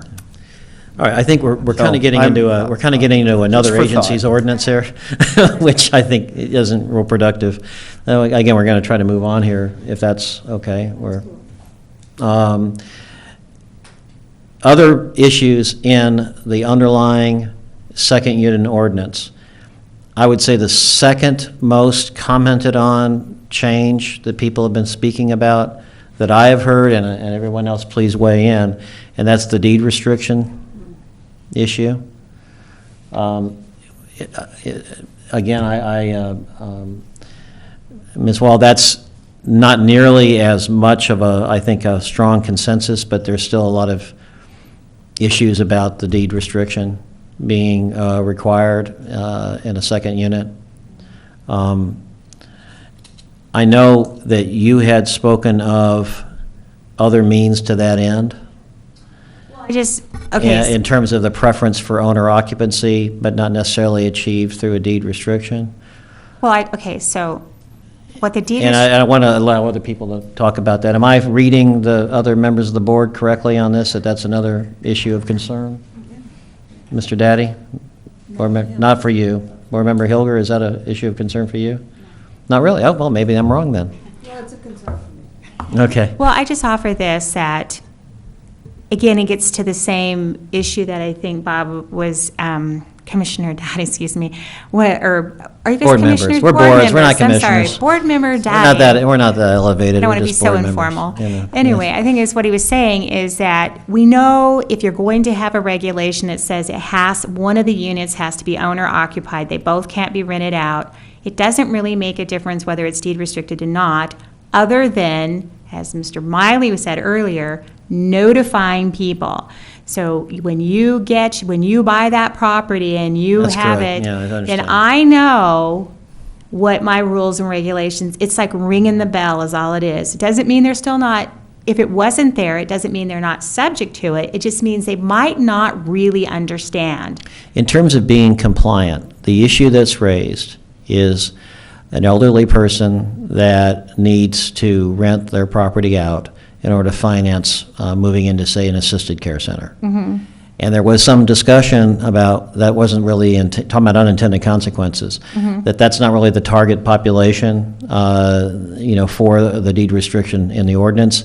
And there, as I recall, there was some discussion of perhaps having some sort of variability by specific permission for special circumstances that would not go with the property, that basically, after the property changed hands, it would revert back to the deed restriction. Am I correct in thinking about that? Remembering that situation as being an item of concern? Oh, I think people were really concerned about the deed restriction because there's a lot of thought whether that clouds your title. I don't know. I think that you could. Another example would be an elderly person that wants to move into assisted care and wants to rent it to a relative. Well, I think you could craft something. And is there some way of crafting something that would provide some flexibility if the deed restriction remained in place for these situations? Well, normally with a deed restriction, the city is usually on lots of them, the city is a party to it, so it's written that you can't remove it without going through city council. Mm-hmm. So, because, you can. Is there a procedure that could be? Yeah, I think you could. I'm not really sure how, right off the top of my head, but I would believe that you could probably write down that the intent is to have one or more of the units occupied by the property owner, but that there might be, exceptions, and that would go before city council, and city council would then have to take action to remove the deed restriction. Okay, I was thinking more in terms of you can keep the deed restriction in place, but be allowed to have some use exception for a specific period or under certain conditions. I'm just asking. I'd have to. You understand where, again, it gets to the point of where we have the intent of the deed restriction. Most people agree perhaps with that intent, but then we know we have situations where it's just simply not fair for somebody. Especially an elderly person facing a transition in their life. And I think Board Member Hanson has specific anecdotal examples of that kind of situation. The thing is that you can say, well, the elderly person can sell the house. They may not wish to. They may wish to leave it to their heirs. So selling the house may not be a personal option for them. They may need that income to pay for their care, but they may not want to sell the property because they want to leave it. And another question is, could that elderly person then have a family member live there, not necessarily the one that's on the deed? Oh, definitely. I think that's totally. So let's just say, if you have a crisis happen to you, the last thing you need to do is try to sell your home. Correct. So I think whether they want to or can't or whatever, we need to realize that there are people who get in a situation where that's not one more stressor they need in their life. Exactly. So we certainly would acknowledge that. So a lot of properties are held in trust with a trustee, and that there would be lots, that is then the property owner, correct? So there would be lots of ways. Not everybody holds their property more in their name or in joint tenancy. Exactly.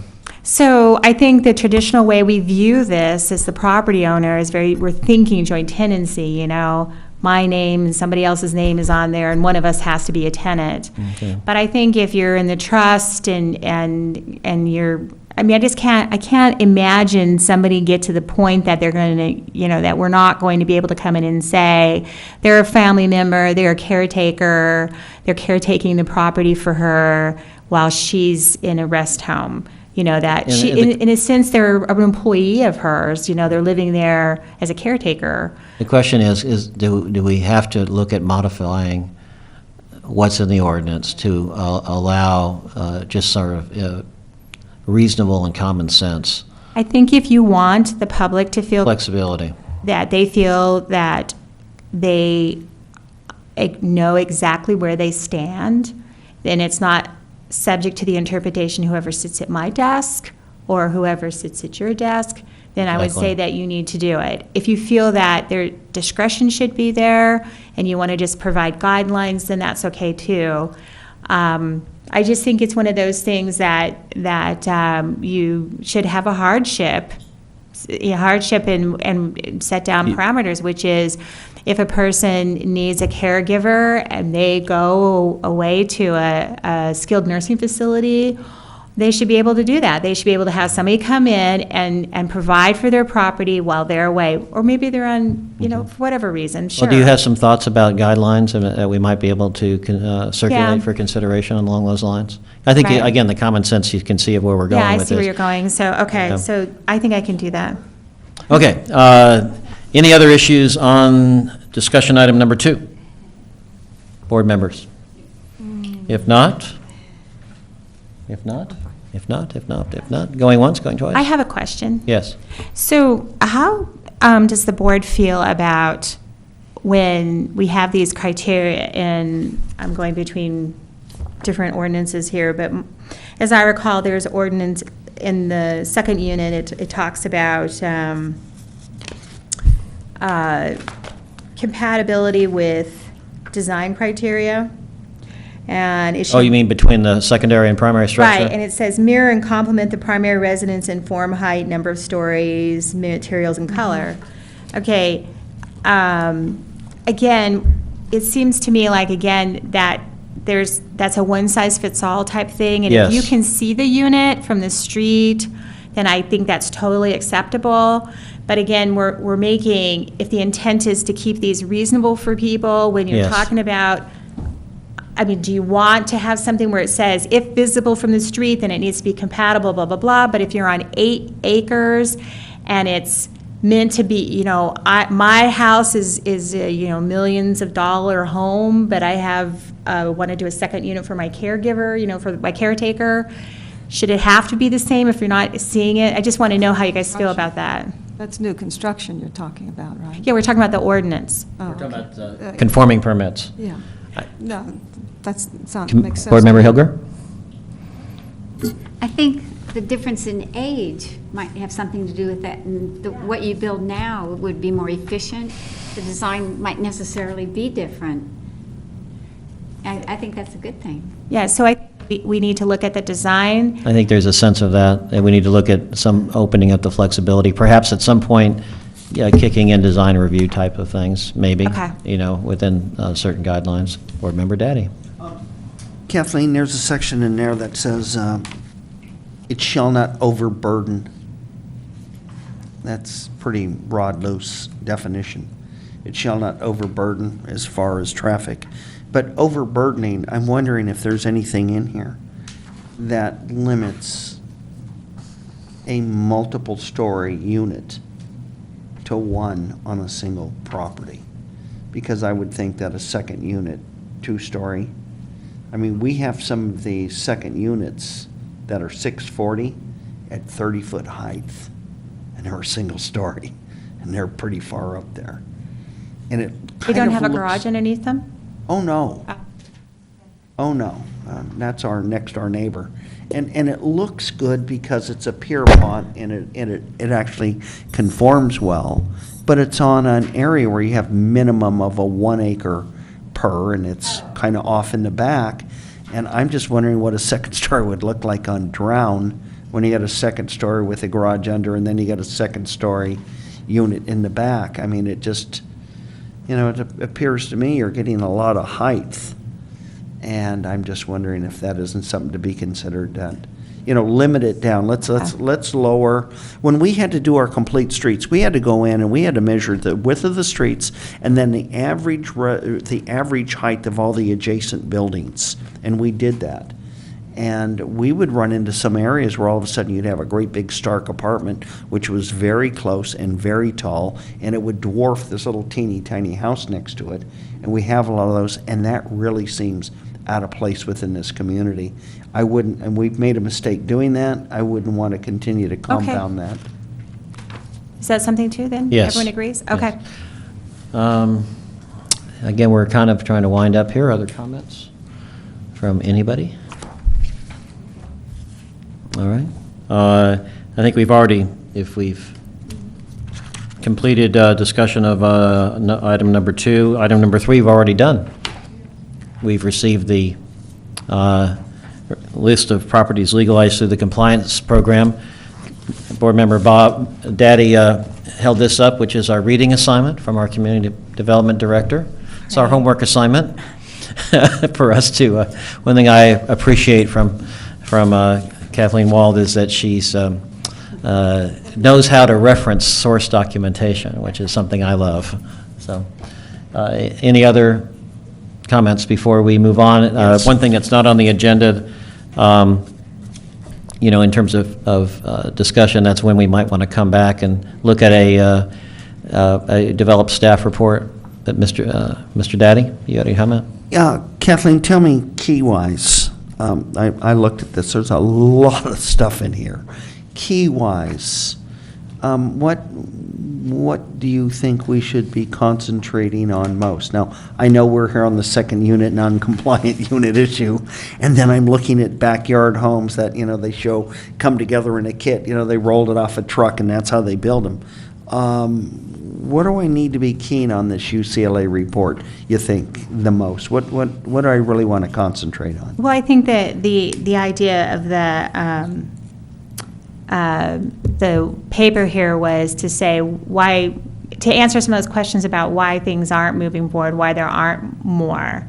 And maybe, this is from LA, so it's, somewhat kind of out of our scope, but just kind of an idea of where people see it trending. I think that was all just information-wise. And, when you write ordinances, you want to write them for today, but you also want to think in the future because, staffing is always scarce, resources is scarce, and we're doing it once. We want to think about what is going to be good for today and then out a range. So I think that's why I provided it. It seems like we all have different opinions about where we see second units going and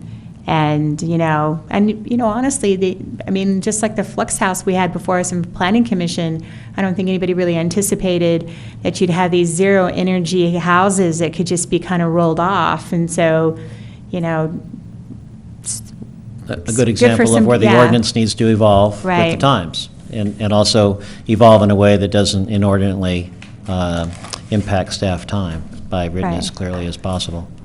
So with that, how long do you think we would need for turnover to get to a considering particular instrument? And I want you to be realistic because I know how much time you have, demands you have on your time. Well, I think I would like to get you some type of draft because I'm afraid if I really give myself a lot of time, then I'm going to put you guys off, and I really want to keep the momentum going with the dialogue. I think council wants us to move as so well. I would think, we schedule a meeting for next month and October, and with the realization that I still have to work with Planning Commission. Right, and Planning Commission will give you their input. Right. And then hopefully we get instruments that both can act on, both bodies can act on. So once we get to that point, then there'll have to be we start really finalizing, I'll have to do some environmental review before it goes to, Planning Commission to actually do adoption. But I think we want to make sure we're pretty much close to consensus. Okay. So that, go ahead.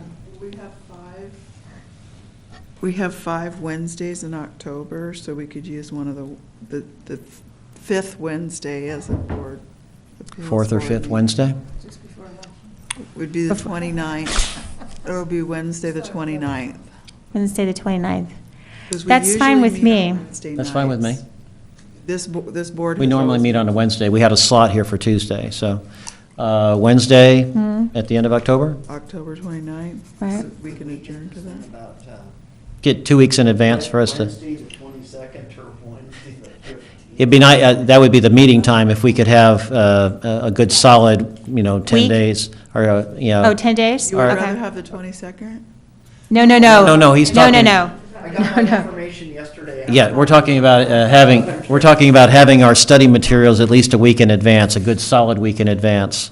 Okay. So all I'm going to be providing So we could for- have documents yes. by the 22nd for Yes. the 29th. Okay. Okay, so what I'm talking about giving you is, again, I'm not going to be giving you ordinances from other cities Right. or background material or any research. We're just going to strictly go for a a ordinance change. Do you want it to include some stuff for the guest house, that section too?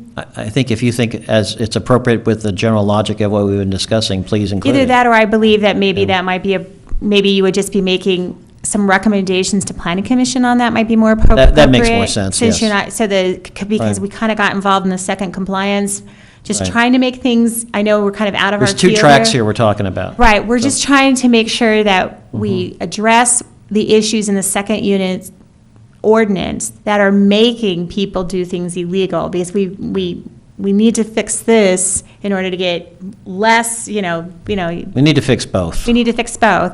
Right. And so since your deal mostly with building and their zoning, your comments to them will be advisory. Right. And so Correct. I think that's, but again, I still think we need to talk about the compliance unit ordinance, and I'm kind of digressing here, so that we do keep them, we kind of know what a person needs to deal with, because even Absolutely. we get confused, or even I do. Well, I think we're actually making some progress, and the citizens need it. They really do. If we're done, except for comments from our mayor? Mayor Strobel? Actually, you're done, and I'm almost hesitant to throw this out there, but I'm also hesitant not to throw it out there. We've been interviewing consultants for the neighborhood planning, and so even though I don't want to put that as an additional burden, I feel you should keep in mind that we are aware that in Ojai, one size doesn't fit all. And so we are considering going into phase one with the consultants that are being interviewed. So the council is aware that there are a lot of inadequacies and old information, but I like the idea of really being aggressive with our neighborhood planning as opposed to trying to find one rule that will fit all of Ojai, because I just don't believe that will happen. So I just want to keep in mind out there in the stratosphere, there is neighborhood planning phase one that is going on. Can I ask, Mary Hanson. Carlin, do you know if those people being chosen for that, are they Ojai people?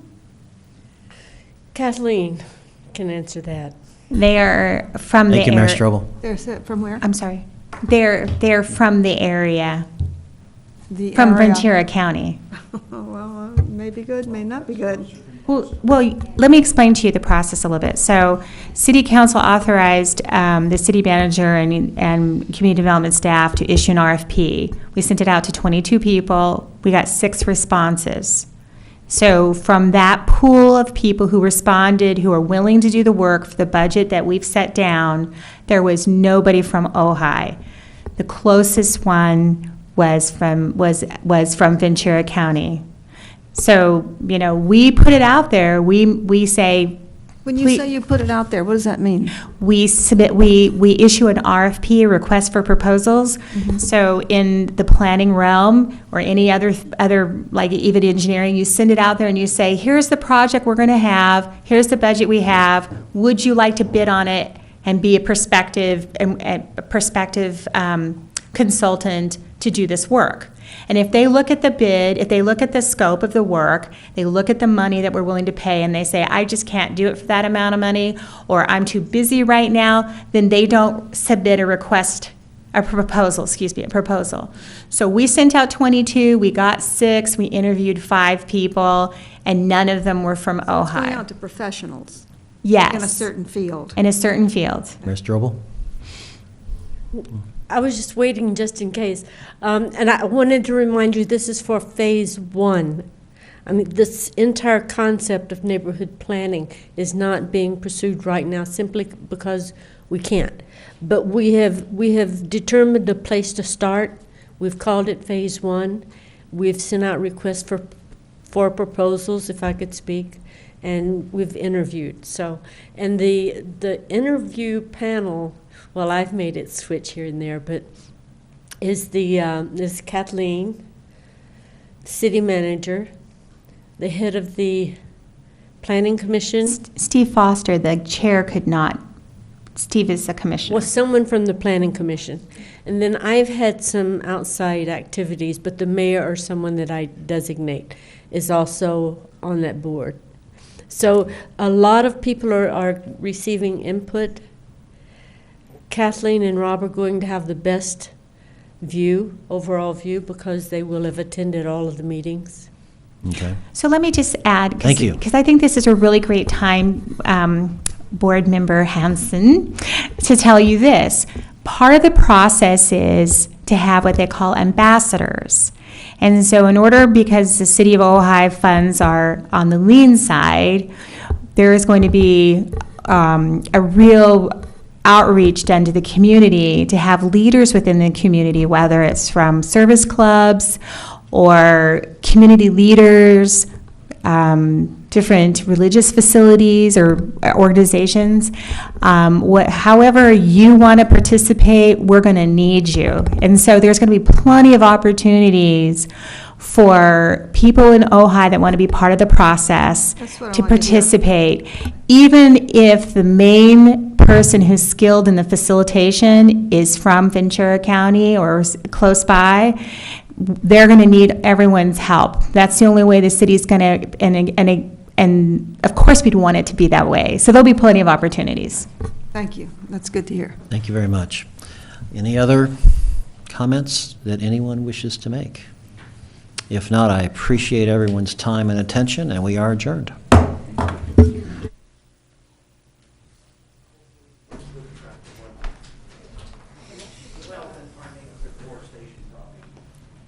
Complete streets has gone through, it's done.